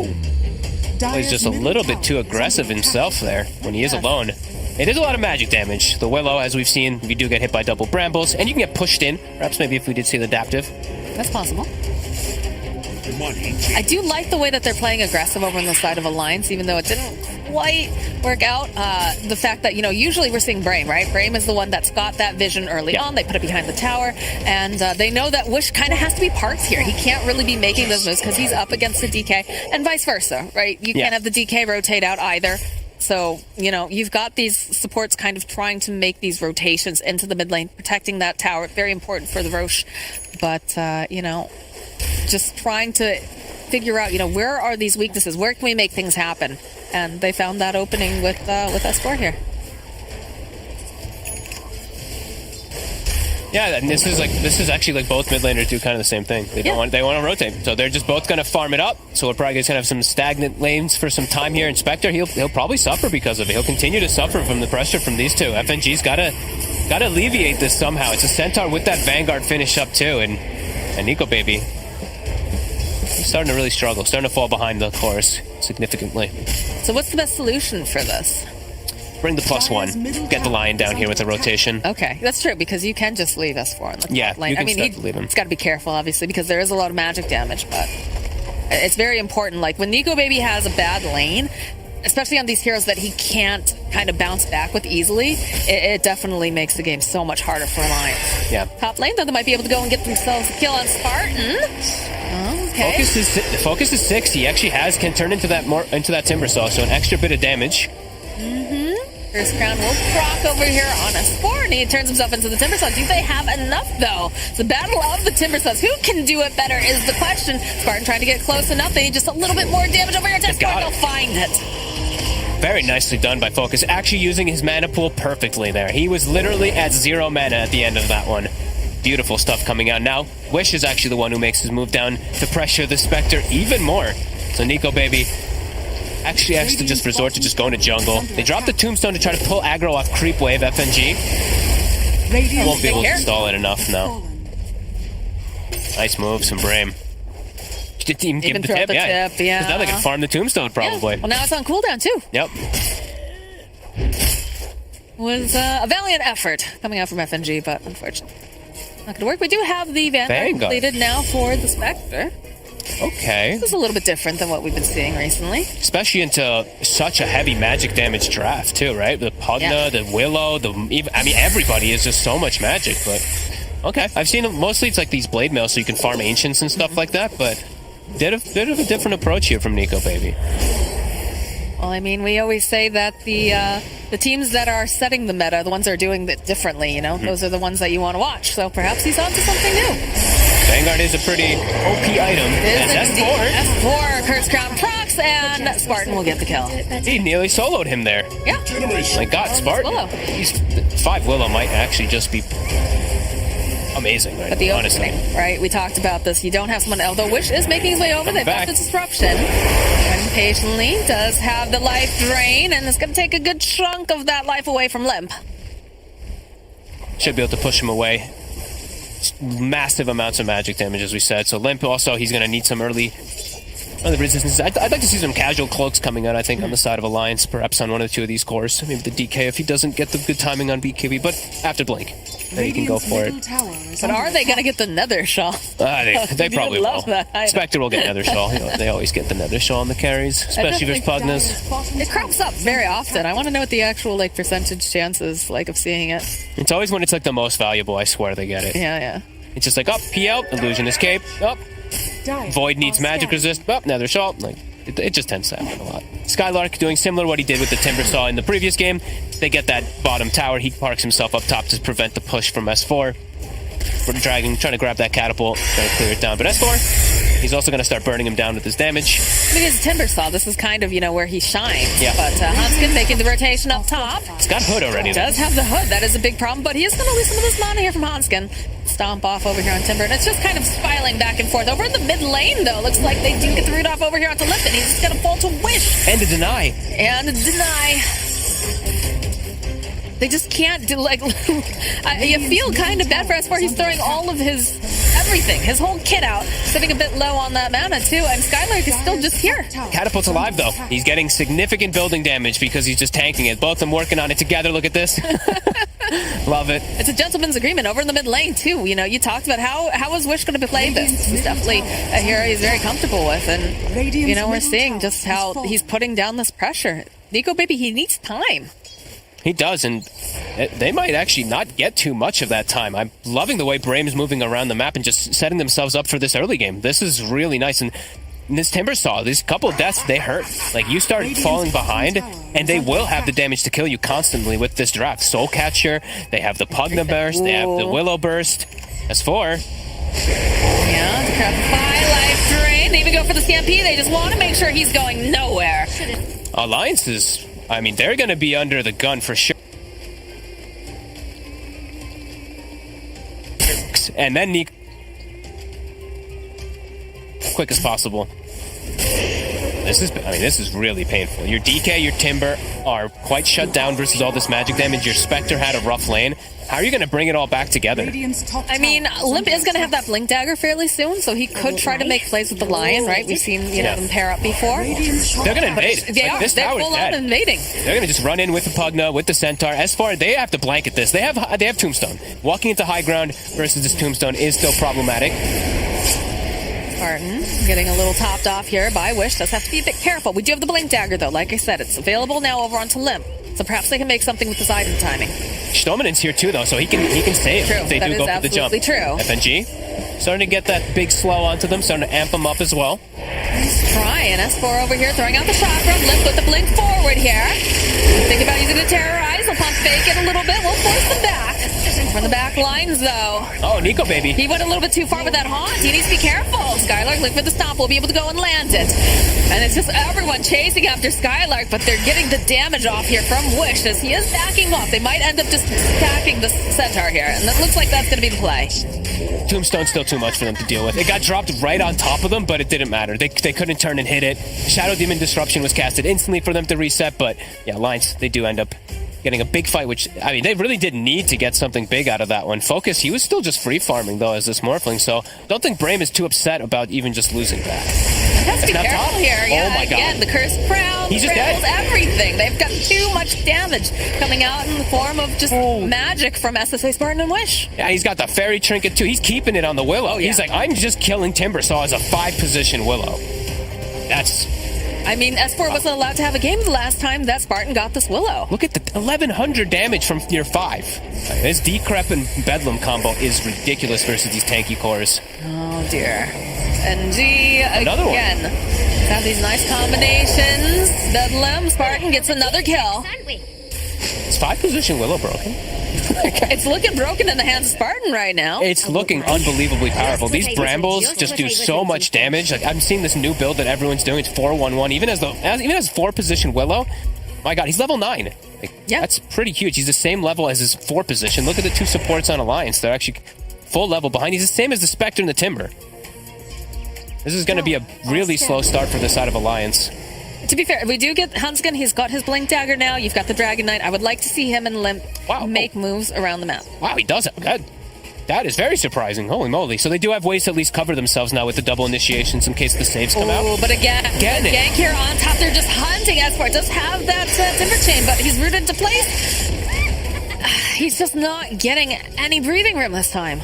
They're not playing together with the Undying either. Like in most of these situations, sure they had the good Tombstone earlier, but they have to have these situations where if the Timber's doing that, he needs that backup. He can't be doing this alone anymore. After the first 2 deaths, definitely not. Now the 3rd and 4th, like these are really costly. This is 5 deaths already for S4. And now Focus, he's already got Lincolns, and we did mention earlier, he's got a Willow on his team, so he can go for that Aghanims build, and it's going to be extremely effective versus tanky heroes as it makes your damage magical. So it just goes right through any of that tank ability that they will have, at least from the DK. This is looking a little scary here for Alliance currently. You know, your highest net worth is 5.9k over on the Dragon Knight, 7.5k though over here on this Morphling. And you've got all 3 of them sitting at like 7k. They do try to go He's got Lincolns. Like, they got to somehow break that Lincoln's pre-stun. So they have to get like a Soul Rip or something. Or, I mean, the Blink Lion Mana Drain or something like that. They've got options. They do. They're gonna jump over here onto Spartan. Should be able to clean up nicely as a finger comes out. They go and they drop the Tombstone. You can hear the Stampede also coming in. They're just trying to get them out. They've not quite considered. Oh, but they go right back in with the stomp as the Decrepify is landed over here onto FNG. He will go down to Stummoning. They have to use Finger to kill the 5-position Willow, too. That can't feel good. Now Focus is like probably sitting around like, oh my God, I'm Morphling versus now limited burst damage. Yeah. It's a free 2 minutes or so for the Morphling to be able to farm quite safely. As long as he doesn't just play super low on HP, he should just sit around like 1400. Should be fine. They've got a Vessel also on Wish, so, I mean, these tanky cores are no longer by any means tanky, as they haven't really looked anyway. Oh boy. Just the way that BRAME has been moving. So fast. Look at this. It's been just so good. In fact, Hanskin here, have to be careful. Skylark, of course, nearby has Blink Dagger. They've got their eyes over here onto the Spectre. Go and drop Terrorize the Fear. Just going to try to run away. FNG is here, though. Trying to be a little bit careful. Limp blinking forward here. Might be able to go and take out this Shadow Demon over on the back line. Hanskin does fall. And he's trying so hard. He doesn't manage to get it, though. It is going to be S4 who gets summoned down. But over on the back lines here, FNG running for his life. Skylark is just bullying them. Nico Baby, though, trying to run out. They've got the Brambles. Gets the blink forward here from Skylark. S4 throwing out all the chakrams, everything he can. They're still chasing after Spartan. They still haven't managed to get it. They'll go try to chomp down over here onto this Tombstone. The life drain coming out, though. It's not looking good for S4. They've got so much magic damage.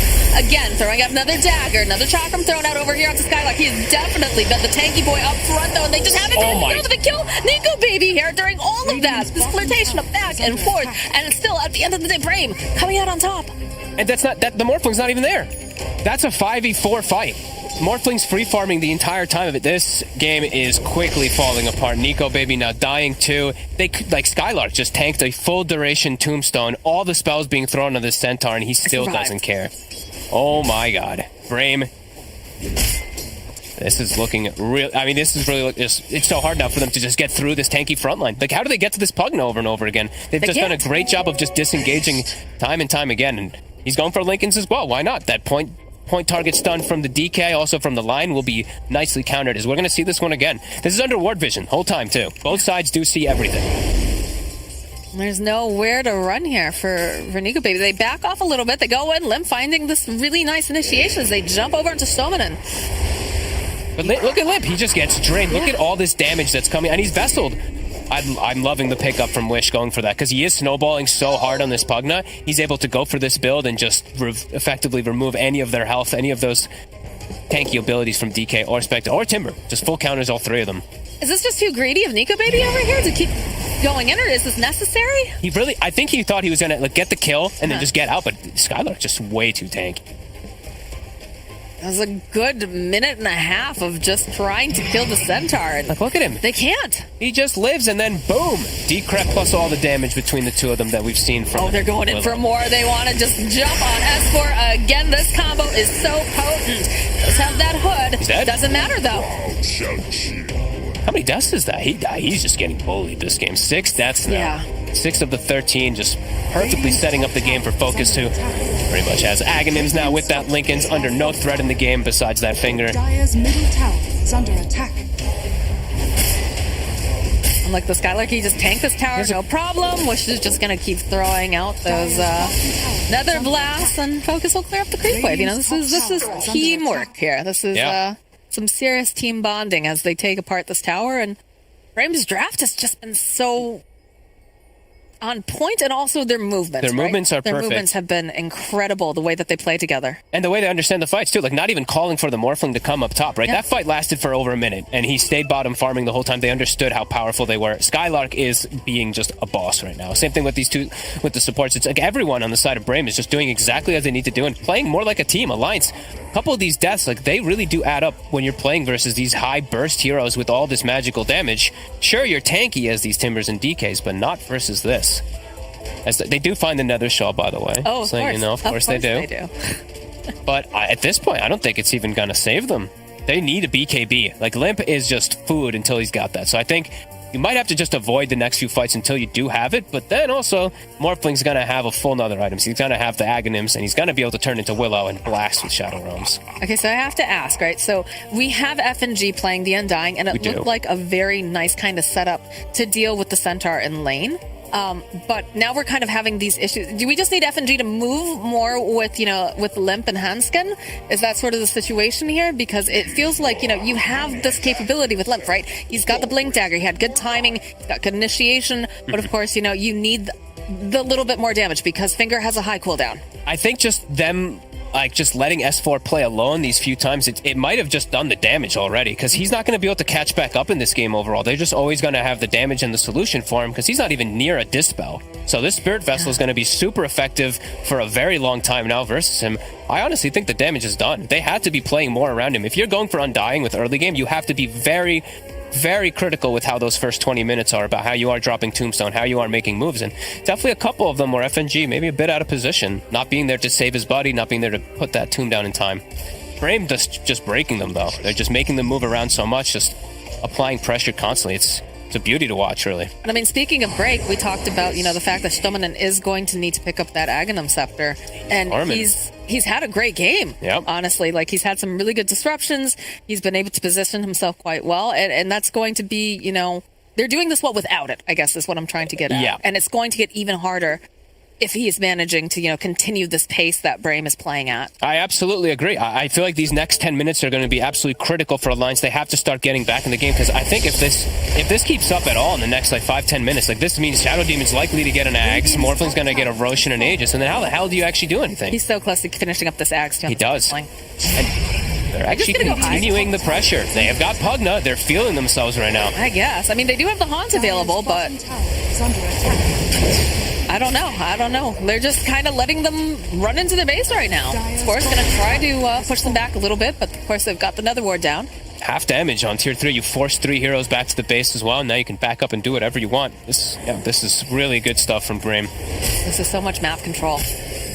And that's something that Alliance desperately needs. You can see Nico Baby, he's doing the best he can, right? He's trying to farm off and trying to mirror their movements because he knows, like, a lot of pressure's on him, but he's got to be so careful because if he gets spotted out, it's so much damage. Yeah, until he has Manta for sure. Because then he'll be able to at least dispel some of those disables, the decreps and stuff. I still is going to be super susceptible to that SD ult, that Demonic Purge. But at least he'll have ways to be able to protect himself, which is he needs right now. They just don't have the other ways to do it, as this DK and this Timbersaw are just so far behind in the game. It doesn't look like it because of the net worth, but because of the way that the itemization has come out from BRAME, it really does. But once DK gets BKB, he's going to look a lot stronger. And he is quite close, at least on lane. And this is become a bit of a comfort hero for Limp. It's definitely not the one that I think of first, right? It's usually like the tiny EAs and whatnot, but you know, he's been making this look good, so we'll see what happens with that BKB timing, if they're able to find, you know, an opening here, but back's definitely against the wall right now for Alliance. It's hard for you to make plays because of how fast that Morphling did get Lincolns. Yeah. You make like a little error, and they're going to turn the whole fight on you. And he's also sitting pretty decent high HP. You see he's not sitting at that 0 strength. He's sitting still at 23. Decently tanky. Now they're going to start Roche. He's going to shift down. They've got Solar Crest. They've also got the Pugna for the sustain. So should be able to do this nightly as whoop. What? He's just swimming around. He's feeling himself, you know. He's like, oh, I can take a Roche. Hanskin, though, is getting chased down here by Stallman and hasn't quite managed to go and land. He's been serpentining very nicely here. Minute now, he's out. This will survive. That was the SD ult also used.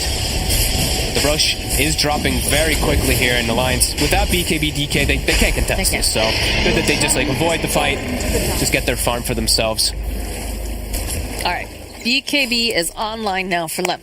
Oh, a stack. Look at that. That's a very nice stack, and they're not going to take. Oh, okay. They might go back to it. You know, they don't know where Alliance. Yeah.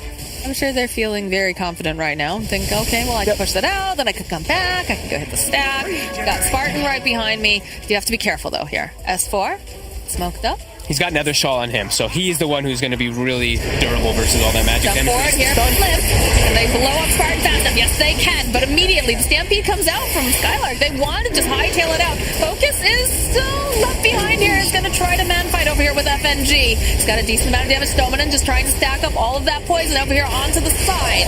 The Hex does come out. They'll slow him down, but Wish does go down on the back lines. As Limp does manage to find the kill. And they get Skylark. Out. They manage to get Skylark as well, and now they're going to focus right back over here onto this Morphling.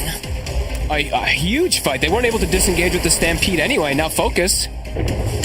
Careful here. BKB coming out from Limp. He's hunting. He can't quite get his hands over here onto Stomanen. What a crazy fight, though, the way that everything was split. Yeah, that was, I mean, they just completely smashed down that net worth. They caught themselves back up with that Blink DK, with the DK BKB jumping in, and just the Tombstone drop down. They could, I thought they'd be able to disengage, but no. S4 Timbersaw chases them all the way out, the Pugna and the Centaur. All right, well, that's exactly what we wanted to see here from Limp. Yeah. They needed these, like we said, the next 10 minutes, it has to be crucial for Alliance to be able to hit back, and they do. They catch Spartan up on the front line there. Classic Spartan being in the front line immediately. It's crazy how much they chase. I really thought that they were able to disengage, but yeah, okay, so Skylark tried to turn because he has the shard and he felt like he could, but overwhelming damage in that Manta coming into play. Demon go. And then they finally managed to slay Skylark here. Caught up decently with experience. I'm sure they're probably evened out almost off of that last fight. Getting there. Just kidding, getting there. 5K swing, though. It's a pretty big one when they do get to the cores. But definitely needed, like you said. You know, that was very, very important that they started to get their footing back into this game. So and SSA Spartan just chasing down the lion again is going to get soloed. Never had a chance. I have a feeling you're going to be playing some Dark Willow 5 in your pubs there. I'm definitely. I was already messaging Lacoste about it earlier. We're both like, dude, this hero looks amazing. Limp actually forced to BKB versus just the Shadow Demon, and their base is actually getting sieged. They're in the base, yeah. Oh, he can also turn into the Pugna. That's right. Double blast, double Nether Ward. Equals sad as 4. Very sad. He can't even cast spells. Look at his mana. Look at just going down. Like, yeah, the building damage is on. Skylark more than happy to tank this. Creep wave coming in here along with Spartan. Line's going to be up in about 9 seconds. They'll go, they'll fortify. How long do we have on the haunt? They're definitely taking the timing. That's why they're trying to push forward here so hard. Gonna be back up pretty soon. 5 seconds. Got all the damage coming out from this nether ward here. Focus turning himself into the Willow. They're just going to keep dropping the brambles. Wait for him forward. Going to try to burn down S4, and they managed to find it. The back lines here. Skylark jumping forward. The Fusel is finished now for Nico Baby, but they're losing so much right now, and they just can't seem to force them out of the space. They still have the Haunt online, but you don't have S4. Smoke coming out. Hanskin will go forward. You pop F&G. Flesh Golem up here. Gonna get the buyback now from the Timber. They're just gonna try to blow up F. Yep, the down goes F over on the back line, so they went in with the Haunt. Finger comes out, which does go down. Hex is out too as the Morphling Skylark getting chipped away. Focus. Spartan falling over to the Chakram now. It is just Focus left here, and they do have that Curse Crab. We'll cross over onto 3. It's going to give them enough time, perhaps. No, S4 with that Timber Chain forward. Dominant is here. They go, they break the Legions. This is not looking good. All right, that's going to be the Aegis going down now. Can they kill the Waterboy twice? So Dominant is just getting chased down. And it looks like Focus. They'll get out. Is under attack. Okay, does cost them 2 buybacks. Oh, the range creep, look at it go. Look at it go. You know, he's working. He's working hard for that money, man. This is his legacy. And he's dead. Does cost them some buybacks, but a great swing. They do get a good jump into the back lines there to get on top of the Pugna. They're doing a pretty good job of doing that with the DK and with that Spectre Haunt coming into play. But yeah, Rex is almost due drop, and Focus does get away. And Jesus, the damage. You are seeing that. Him turning into Willow, even if you're into Nether Shawl, you just rip these heroes apart anyway. But, you know, Alliance, they put up a good defense. They end up losing, you know, they lose. They get the F in there for poor... For our poor Creep. Poor Creep. He was doing, the right thing. We'll never know his story. He's gone. And Nico Baby does clean up, right? And he is the star of the show. He is the most important one in the game, of course, for Alliance. And level 18, catching back up pretty decently. Still 3k behind, but the matchup is pretty good into a Morphin when you do go for that Diffusal Blade. There's that Haunt immediately over onto the back lines here. That finger coming in hot from Hanskin. Secure that kill. Skylark left behind. Spartan's next on the hit list. Stominen wasn't there either. He was actually making a play bottom earlier onto the Spectre. So you see, he was running across the map. I see he's going across the top area here, and he's just kind of, you know, tries to go with that disruption, tries to make something happen here with Limp, but ends up just giving his life, but perhaps just stays focused. At the very least, yeah. He's got that going, but that was a good defense coming out from Alliance. Yeah, great defense. To see Nico Baby come online. He is. He absolutely is. They're getting some great levels. He's getting close to these big talents that you do get on Spectre. Of course, that level 21. One of the more impactful ones, as we do see. If he is going to go for the health, usually they do. But Nico Baby's doing some things that are a little bit different. Like we said, you know, we saw that Vanguard earlier. That's not typical. Usually seeing that Blade Mail coming out early to help elevate the farm. Paid off for him, though. He is catching back up nice and slowly here. Well, I mean, that was the whole point, right? Because they saw the Morphling come out and they're like, okay, we're going to go, like, both of us, you know, we watched that draft and we're like, okay, what's going to fit into this draft nicely? You know, an Anti-Mage. Anti-Mage looks really good. And then all of a sudden they pull out the Shadow Demon and we're like, oh, it's not a good Anti-Mage game now. No. So they go with the Spectre. This is, of course, you know, a hero Nico Baby's very, very comfortable with and is able to kind of jump into those back lines too. So it's crucial. Just so crucial versus Wish. He's constantly getting targeted. He doesn't have a defense for himself. He's still going to be building toward that Lincoln's after getting that Vessel and stuff like that, but like we said, Stominen was not there. He's key to get those type of saves if he does get collapsed onto. And what are we building onto Limp? Okay, so Limp is going to be going for another way to break Lincolns, another way to be able to set up those stuns and just disable control versus Morphling. That would be beneficial. The two usual options, it's Halberd or Orchid. So that'll be pretty nice. Bottom tower is under attack. Focus, he bought himself a full SNY, just wants some extra status just to be able to sustain and just survive versus these heavy amounts of stuns, the Lion and the DK that provide. That's a race for Scotty between these two cores here. It is. The big next item coming out, especially, you know, to negate any of those heals, which they definitely have on both sides. Negate heals, get some nice slows, at least for BRAME on the side versus a BKB of the DK. Big stack. Nice. Yes, it is. Look at this. Gimme, gimme, says Nico Baby. Nico Baby wants his farm. The stack that was, I think that's the stack that was there from before, right? I don't- His focus ditched it. No, I thought he waveformed through it. He waveformed through, but then the fight happened in the river, so Okay, he came and okay, so joined he and didn't turned manage into to finish it Tombstone. all. Yeah, I think he wanted to help his team and ended up now not farming a giant ancient stack that Nico Babe was going to benefit off heavily. We're getting those objects, Orbs of Destruction, getting picked up. Always nice, and I think we're still going to see BRAME do an aggressive play here. They're about to have Lincolns finished on Wish, and for the next fight, they will likely want to have, Stillman with them. Right. When they do go for that type of play. right, what is it? The next level play tip when you tip the one guy who's not at the fight? Yeah. I know T's really big on that one. The mental damage. He's all about the mental damage. He loves that. That's why he's level 25 Spirit Breaker. Just mental damage to everybody. All right, well, FNG leading the charge up over here into the triangle. Not gonna find anyone just yet. Drop some vision. Feeling strong if they can get the jump. That's why they have these good wards down to be able to get it. BRAME is They just actually dodged completely, it's an though. old one, yeah, never mind. I was like, wait, did they just double place? One's old. Okay, good. So if they can get the initiation onto either Pugna or Morphling, Radiant if the SD is not in position, they will die. They will get burst. But now, BRAME, they're smoking themselves. They do have that Lincolns. So double Lincolns now is about to be finished up. Wish actually 20 gold short. Waiting for it. Arcane Rune up top for Limp. He's also level 18. Spartan leading the charge again. But Alliance also dodging here. They realize, people aren't showing. Let's just pack off. Because they do have some really nice wards They that do. they place, so they can kind of keep tabs. If no one's showing on the map, it's definitely dangerous. Yeah, and BRAME, okay, Skylark is 300 from his Aghanims, but doesn't matter. They're looking for the fight right now.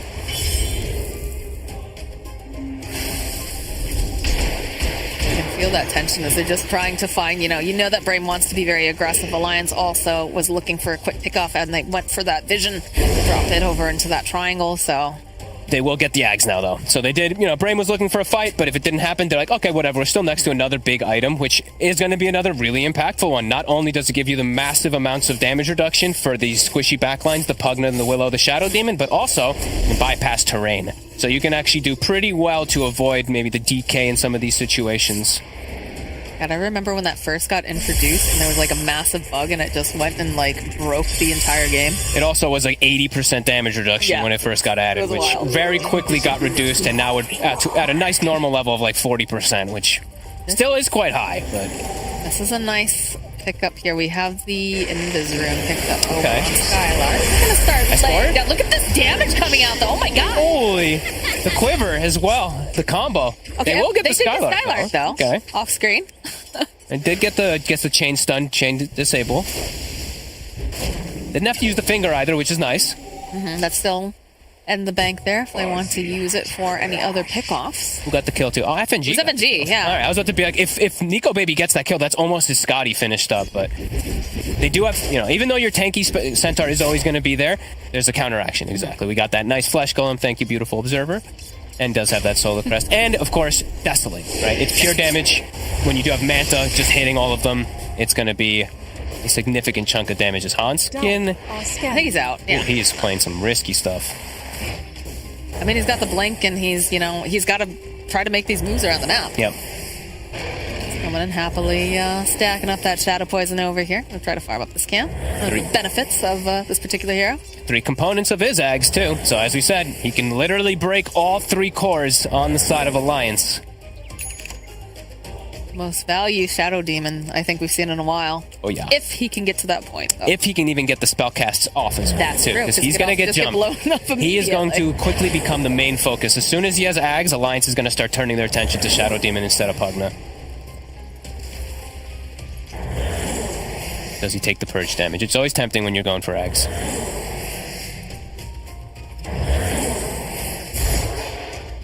Hyper-focus mode, though, wants to get that online as fast as possible. Yep, sitting inside the pit with Skylark, just waiting to see if that does spawn out. Nico Baby almost Scotty, 35 seconds until Haunt. He does take the movement speed anyway. I was going to say, it's like, you really want to take the purge damage, but it's not about the damage. It's about the break, it's about the slow, it's about the dispels. It's about staying alive and actually getting your spells off. Yeah. So, sometimes you gotta pick the less fun one. So close. They're giving him all the farm.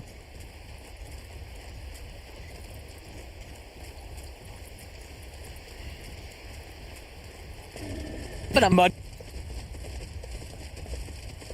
now for Nico Baby.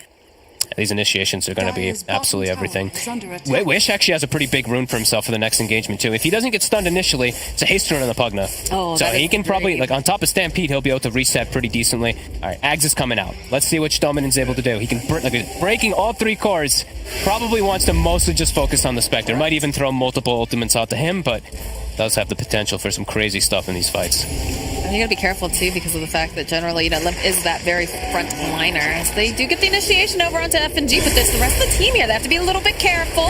Damage, though. Just dishing out that damage.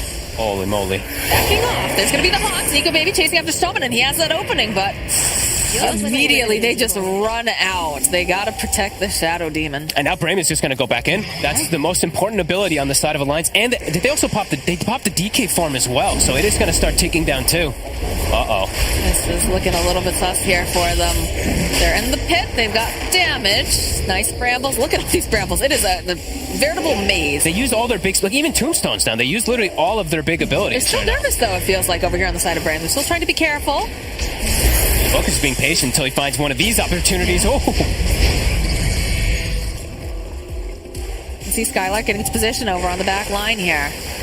He's Getting getting found here focused. by Hansted. Get the Timber Chain off. He's Dodge, deep-prepped. Chakram, everything being tossed out here. Spartan thinking about holding onto that Terrorite. Lip jumping into the back lines though. Doesn't manage to get the silence off, but look at this damage again coming out from Focus. It's just so much as they're just Spectre kind of broken. left and right. Spectre, she needs help. They need to follow up. Hanskin going for the breakover onto the Lincolns. Won't get the Hex off. Terrorize gets tossed out as well. So you have that break still applied over to the Spectre. Is sitting in all of those brambles. They don't quite have the vision though. Alliance is doing such a good job of dancing around this fight, killing Skylark, not even like without Haunt, they're able to do that. DK form does run out, but their Tombstone is doing some work. Focus makes his way back into the pit. Got the Chakram tossed in. But they are quite scared. Even though they had the breaks, they used them all. I think they have 1 left now on the Shadow Demon. No, not yet, actually. 15 seconds. He did use all 3. 20-something seconds before we have the Dragon form back up as well over onto DK.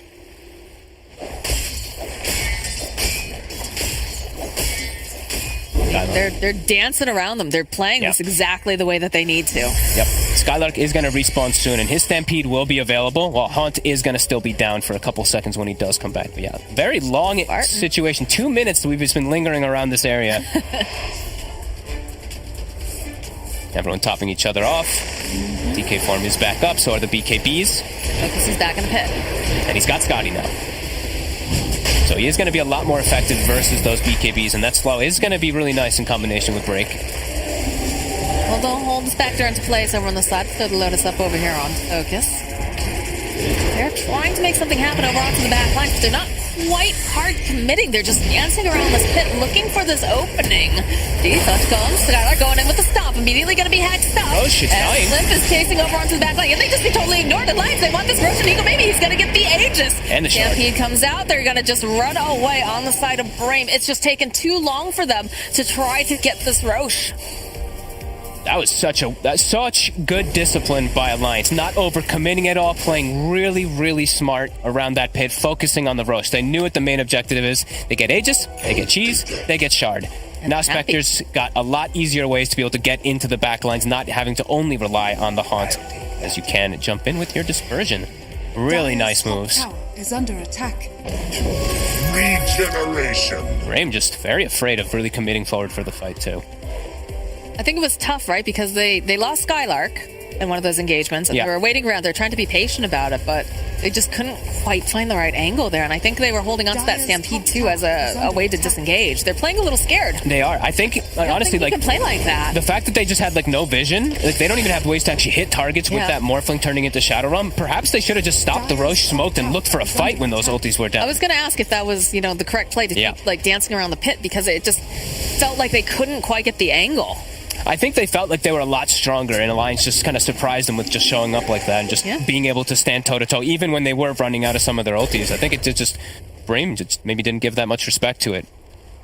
Because that would have absolutely been the play. If you can smoke around, catch onto these backlines, just provide vision, just so the Morphling can actually hit stuff, because that was the biggest issue there. He couldn't hit anything. Only a 2K net worth lead now for Alliance, but definitely, you can feel that Spectre becoming more and more powerful. Yep. And the way that they're playing. It was a rough start for S4, too. It was. This Pugna is starting to fall a bit behind, though. Wish, after having such an amazing game. He still only has like 2 deaths, but starting to feel the reduction in the effectiveness for sure. Does find himself a telescope. Really good grab for his team. Himself and that Morphling in particular. He's queued up a BKB as well. He needs to make sure that he can't get stuck up, and all this damage coming out from Timber has just been very difficult to manage here, so... S4, his Stormcrafter actually just killed the creep in front of them, so they should be aware of this.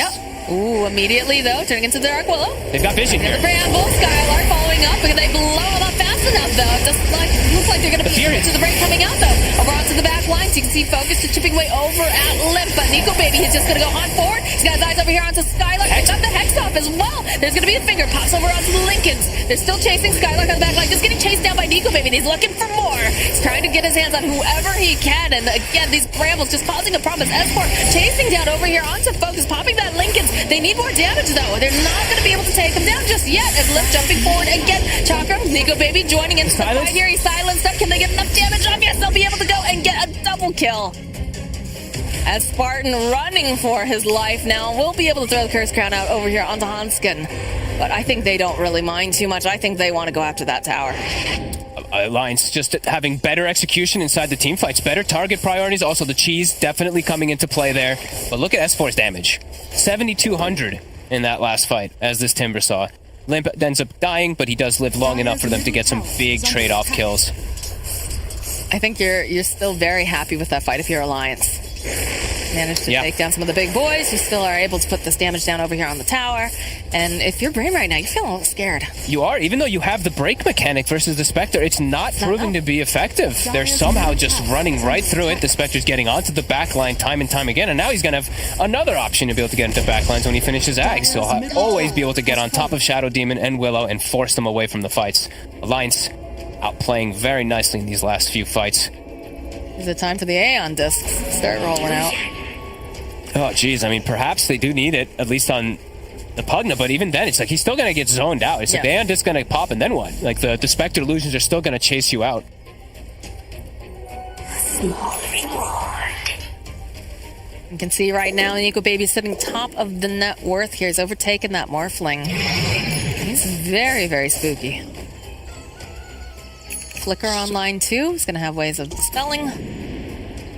Yeah, at least getting rid of like the decreps and some of these annoying things. Still can't, of course, not get rid of that break or anything like that, but can still move around and stick on targets a little bit better. Wish is actually taking ninja gear to hide himself in the back lines.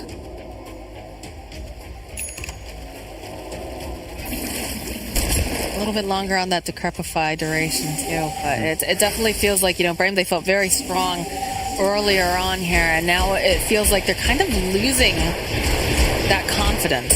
Yeah, the power is really, like, the big damage is really only coming from Focus. Wish just can't cast spells. Like, this poor Pugna just literally can't do anything inside of the fights. Even though he actually, I think he broke all 3 of the cores. He actually did. I think he purged Timber, DK, and Spectre, and it still was too tough for him to fight into. There's too many things that they have to hit. Yeah. The Haunt is just devastating. It's 25 too, so it's the damage that does just come out from it is also quite terrifying. Got the Ags completed now for Spectre. We've got the Shard online too. This Spectre is getting kitted out. Skylark, though, checking over here in the triangle. There's no one home. They got to get themselves their own proper jump on a better hero, because the last jump was awkward too, right? They jumped FNG while he had Ghost Scepter, so it just actually set up the jump for the Spectre. Yeah. Limp, with that. Ooh, okay. He's constantly hunting himself too.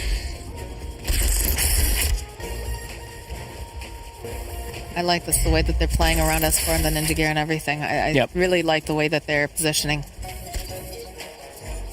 Yeah, they've really bailed him out of a pretty bad scenario that he was in from earlier. Covered nicely, and he's really showing, why he's good with this hero.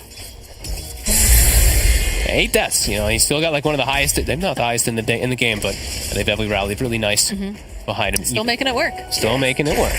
And he's getting pretty big items. Love this pickup, his next one. Shivas versus both Morphling and Pugna counteract all of that healing that will be coming out, and also the shift from the Morph. Morph now has BKB himself.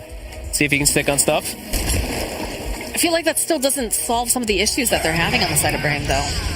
They just have to, like, commit harder, I feel like, especially to kill some of these back lines. But the DK limp is just really being a problem. He immediately turns around here. It's waiting over on the high ground. S4 sitting down at bottom to clear up these creep waves.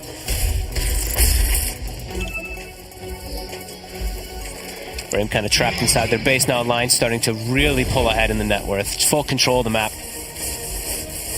They're just choking them out here at this point. Skylark's just like kind of running around looking for some type of opportunity to find something, but he has to be careful because there's so much ward coverage. He does have his own ward, so now they do see at least the positioning of Nico Baby if they want to make their own big jump. They gotta know that he's never gonna be alone, though. Okay, Nico Baby, though, stand forwards, open up with the hoof step, double edge, terrorize coming in as well. They're trying to just stun him up, force that forward here. They've got the damage coming out from Focus, but can they do enough here to Nico Baby as they go right back? And they've had the Hans off, and they place the tombstone up onto the high ground. And you can see now, BRAME, they don't like this. They don't want to take this fight any longer. Stampede to run out. They'll try to put out a bit of damage over here onto this Timbersaw. They're doing a decent chunk, but not quite enough to finish him off. Good save there from FNG with that soul rip. A good hit, though. They forced Alliance into a bit of a defensive posture, a bit afraid because they had to use the hump, but they're still hunting. Go in. They have the shadow stepped. Focus. Does see S4. Got the Timber Chain. Might have gone maybe a little bit too far. No, but they were able to take down S4. The damage. Jumping over onto the back lines. They've got their eyes over here onto Instant. They'll go and they'll get the life drain off. Can they finish him off, though, is the question. As over on the back lines, they were jumping over onto Summon. They want to get rid of him. They don't like the fact that he's got these charges on that demonic purge. Then they turn around. They found the Spectre. But in case they look, though, jumping over onto the back ends. He's got the break gun. And look at the damage coming up from Focus. Stop coming up from Skylark. They'll get the kill over on the Nico Baby. And now they can't get Stormin in. He's left over here on the side. He's got the cursed crown on him. They just need that vision. Do they have it? They do. They do indeed, and boy, do they have the damage. And they did buy back on 2 heroes on Alliance to try to rejoin the fight. They didn't have Dust, Moxie. They didn't have detection for the Shadow Demon. He gets glimmered, sits in the midst of the fight, turns around afterwards, get the disruption, then they turn it. And he had just the right vision there, too, to grab Nico Baby, and all of a sudden, it just... In the fight, too, the way that it was just disjointed, right? Yep. I feel like Alliance, when they have them in this tight group, they're controlling it, but this time around, it just split off so much here. You know, they jump over onto S4. The damage is just so... If they actually can have the vision to be able to hit heroes, Focus is going to kill pretty much everybody. And yeah, they just did a great job of resetting after they forced the haunt from earlier, where now we see Shadow Step comes out. Both the supports defensively reset themselves. Wish pops BKB, nicely move themselves back, and then Nico Baby gets caught because of that Shadow Poison. Great plays from Stominen. We talked about his positioning, too, and... Oh, boy, did it pay off that time. Right, what a close game this really is. Just back and forth with initiations, just back and forth. Just not having some detection can cost you so badly in some of these. As now Raxes have dropped. And that gold lead, which was like 8,000 for Alliance, is completely gone. As gold doesn't feel like it's going to be the biggest issue in this game. It just feels like it's going to be up to these initiations. And if they have the vision, if Focus can actually wail on targets like he did in the last one, it's going to be quite problematic. As now Roche is back up, but Alliance also have their full force. The BKB is completed now for Nico Baby, so it's going to be a lot more difficult. Again, it comes down to who gets the initiation on who. And if they have good vision, like the Roche area is actually not the best vision control for Focus to actually hit people, because they're either like hiding behind a tree, going up a hill, or something like that. So that area is a little bit difficult to hit, at least for him. So now they're doing what they should have done earlier, I feel. Get the smoke, get onto the high ground so you can see the heroes that you want to actually hit. And they know there's a couple buybacks that are definitely missing. They're going for the sweep here, standing over on the high ground. The jump forward from Skylark. Immediately, though, Hexstop. Hexskin over on the back line, so he just gets absolutely obliterated as they go. They use the Stampede. They're trying to get in there with the Spectre. She's trying to just close the gap over here, but they just can't seem to kill Stominen. He's surviving way too long. It looks like Skylark, though. He will get taken down. Break has already been applied here to the Spectre. Look at Focus. He's just chasing down Nico Baby. He should be able to go level. There's no buyback now over here on the Spectre as the hunt is on over here. Do they go further? Do they try to grab anything else? As Wish has been able to just sit back, just go and heal up again. They bought back on Hansken. They bought back on Skylark. Did they run out of vision again there too? I didn't see if the sentry was actually in range, but he got glimmered. I know he had the reduction from the Stampede, all that damage reduction, so they couldn't actually kill the Shadow Demon, and he's everything. If he gets that break, we see just Spectre melt. Ooh, we got the Agnum Scepter now on the Pugna. More damage. Allow him to be in a better position as well. Mm-hmm. And they found Limp. They found him over here. here. He's going to try to blink away. Okay, he will be able to survive for a second here. But it's 50 seconds still, and they can definitely clean up top. Thankfully, Alliance, they still do have that bottom tier too. Well, they've got their attention now over here to this top tower and racks. Radiant's top tower is under attack. You gotta let it drop. Just throw some chakrams, maybe. But still, you actually have to be careful to even poke this Morphling, as we've seen. The positioning coming out from the side of BRAME has just been spot on here. Yeah, just they're bailing each other out. The two supports just sitting next to each other, constantly protecting each other, even the Stampedes over and over again to protect them. Been really nice, but Alliance still definitely do have a fighting chance in them in this when they do respawn with the Spectre, but they need to be careful about the jumps.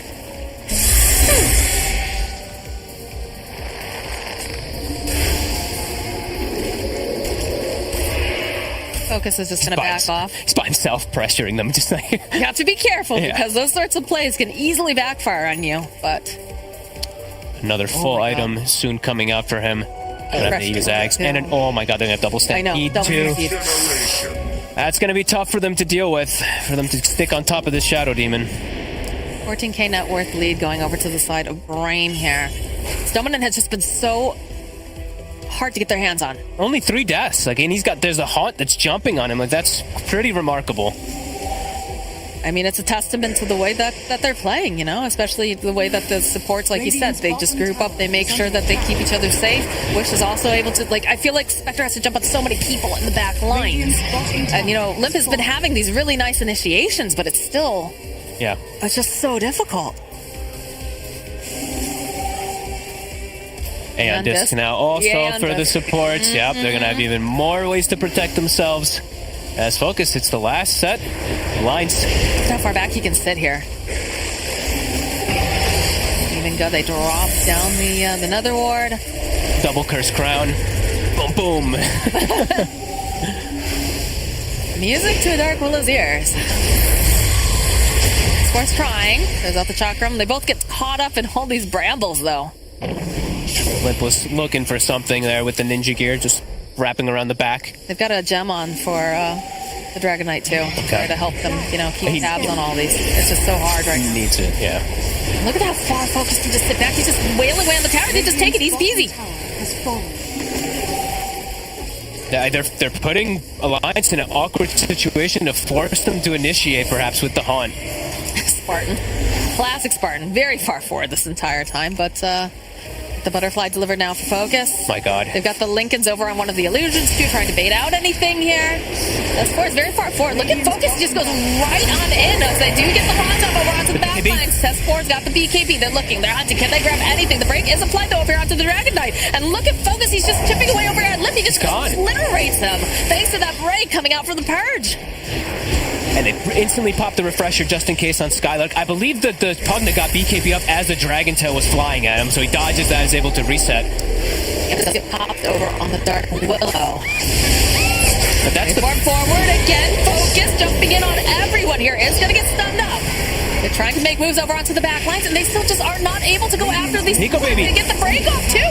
And look at the damage coming out from Focus as they just chase him down. He's got the BKB up, but it doesn't seem to matter at all when you have this kind of damage. Terrorize Nico Baby is going to be able to survive for just a little bit longer. Wish was trying to drain off some of that mana and whatnot over on the back lines, but Alliance just feels like they're running out of options. They're running out of steam. The Purges just keep coming out. He's just broken every fight. You just can't run into these fights, and there's so many controls for this Spectre. They don't have their Stampede right now. They don't have one of their Demonic Purges. Okay, now they have one charge. They're going to heal up, ready to keep going. Focus again, just dishing out the damage. Chakram, they're trying to burst this Morphling down, and they're just not being super successful with this. 35 seconds on Aegis. They might have the timer. The jump on Nico Baby. So immediately over to Nico Baby. He's stunned up. Okay, that's going to be the Aegis going down. Spartan over on the back lines. They do try to get the jump. We'll finally be able to take down that pesky Dark Willow as Focus popping his own BKB. Still hunting for Dominant. They're not able to find it. S4? Is he going to make it out alive? The sun goes out over onto the side. The life drain goes through, and S4 will fall. They've got their eyes on FNG. The damage is there. It will fall. They have buyback now on the Timber, but there is no buyback on the Undying. You feel BRAME, they want to go back in here. They don't have the Dark Willow, though. They have to be a bit careful. they're still pushing forward here. They still want this as the base is really starting to get pressure. Defend over on the side. Lincoln's gets popped. Hanskin trying. That's the glyph forced. They buy back on S4. Radiant Just keep trying to use these shadow steps. They're trying to jump and just get rid of the shadow demon. He has been a thorn in their side. He's trying to bait them to look at him with his illusionist cape. He's like, hey, it's me. But no, it's not.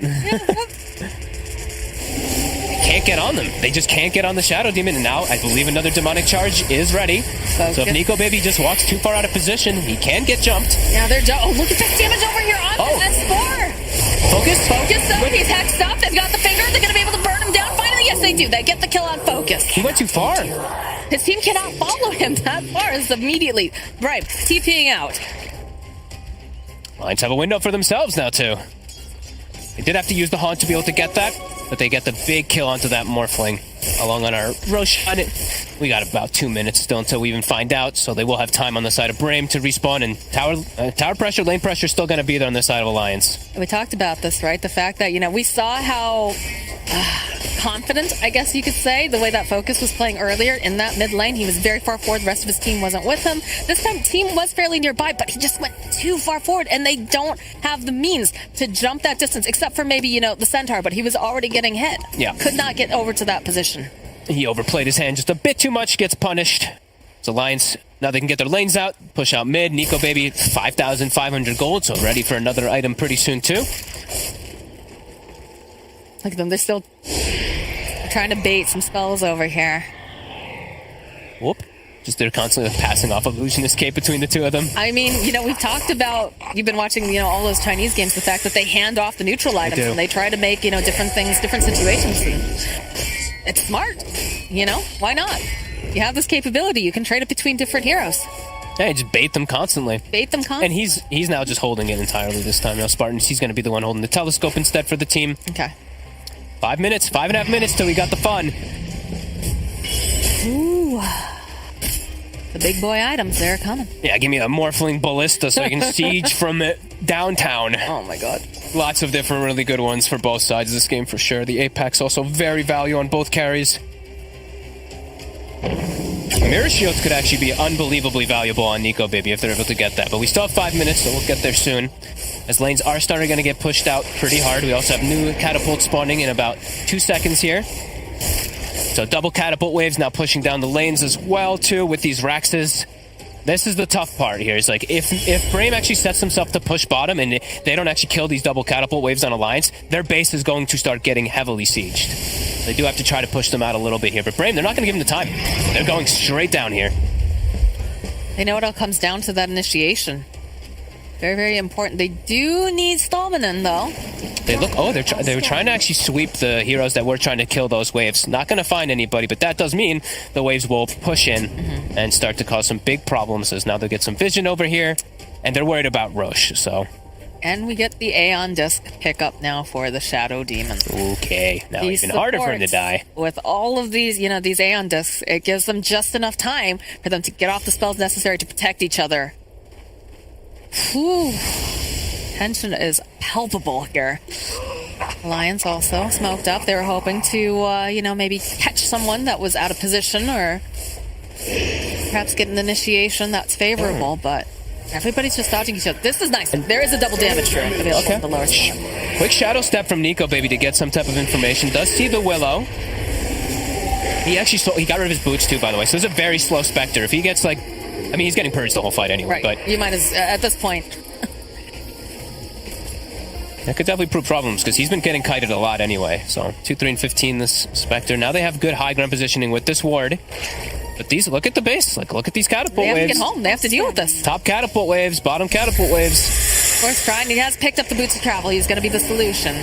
See a little bit of a fight starting to break off here. Focus jumping forward immediately over here onto Lip. He doesn't have the break applied, but he does enough damage as he turns around over to these Spectre illusions. Over on the back line, they try to jump over onto Spartan. What to do? They've got so much. Oh my god! Nico, baby, his dead finger comes up and Stalmanen again. He's got that Aeon Disc he just picked up, and you've got these creeps wailing away over on your towers. S4 chasing after Stalmanen. It is so hard, but again, with that stampede, he's able to juke. He's able to move around. Nico, baby, he did buy back. They're just so sick of the shadow. They got him. They should be able to get him this time, but you've got creeps in your face base alliance. You need to go up. the buildings. You need to protect your buildings. It is defense of the ancients. Nico Baby over here on the side is getting He gets caught. He's not going to be able to go back. Focus just chasing after him now as the Alliance running home, but the damage is being done to the buildings. Focus chasing down over here on Nico Baby. I don't know if they're going to be able to do this in time. He's going to go down. He's going to fall here if they don't get the down. Oh my God, he tries the red, gets rooted into place. And he's there gone. it is. There's the wave fam coming out from Focus. And there's no Spectre. They don't have Spectre. There's no Spectre. They've got it over here on the side. They've got the break applied. Limp is going to go down next. He does not have the buyback. BRAME have done it. They have won the game. Oh my God, with some crazy team fights, crazy drafts, they've finally been able to do it. The support play, GG well played. What a look at Spartan. He can't even handle the keyboard. GGPWP, look at him stand up and pop off. Mashing his hands on those keyboards. They deserve to pop off though, especially the supports in this game. That Willow and Shadow Demon, my God, what a performance. Every single time, you saw them, they wanted Stoneman so bad because they knew that he is one of the key solutions to how they win the fights, and they just couldn't get their hands on them. No. The way that the two supports play, definitely, MVP in my book. Yeah, they recognize exactly how to reset and play versus the Hunt, just partnering each other. This Skylark build too, this Aghanims into Refresher too to just protect them. It was really well executed by BRAME. Alliance, they did some really cool moves in this game too, but overall, just a couple extra hits. BRAME, when they started feeling their power come back, when they started making the moves themselves rather than letting themselves get jumped, you start to see their big power focus. Just, my God, this Morphling Dark Willow combo, it is really fun to watch. What a series though. Yeah. This is definitely, I know personally, I put BRAME at the bottom of my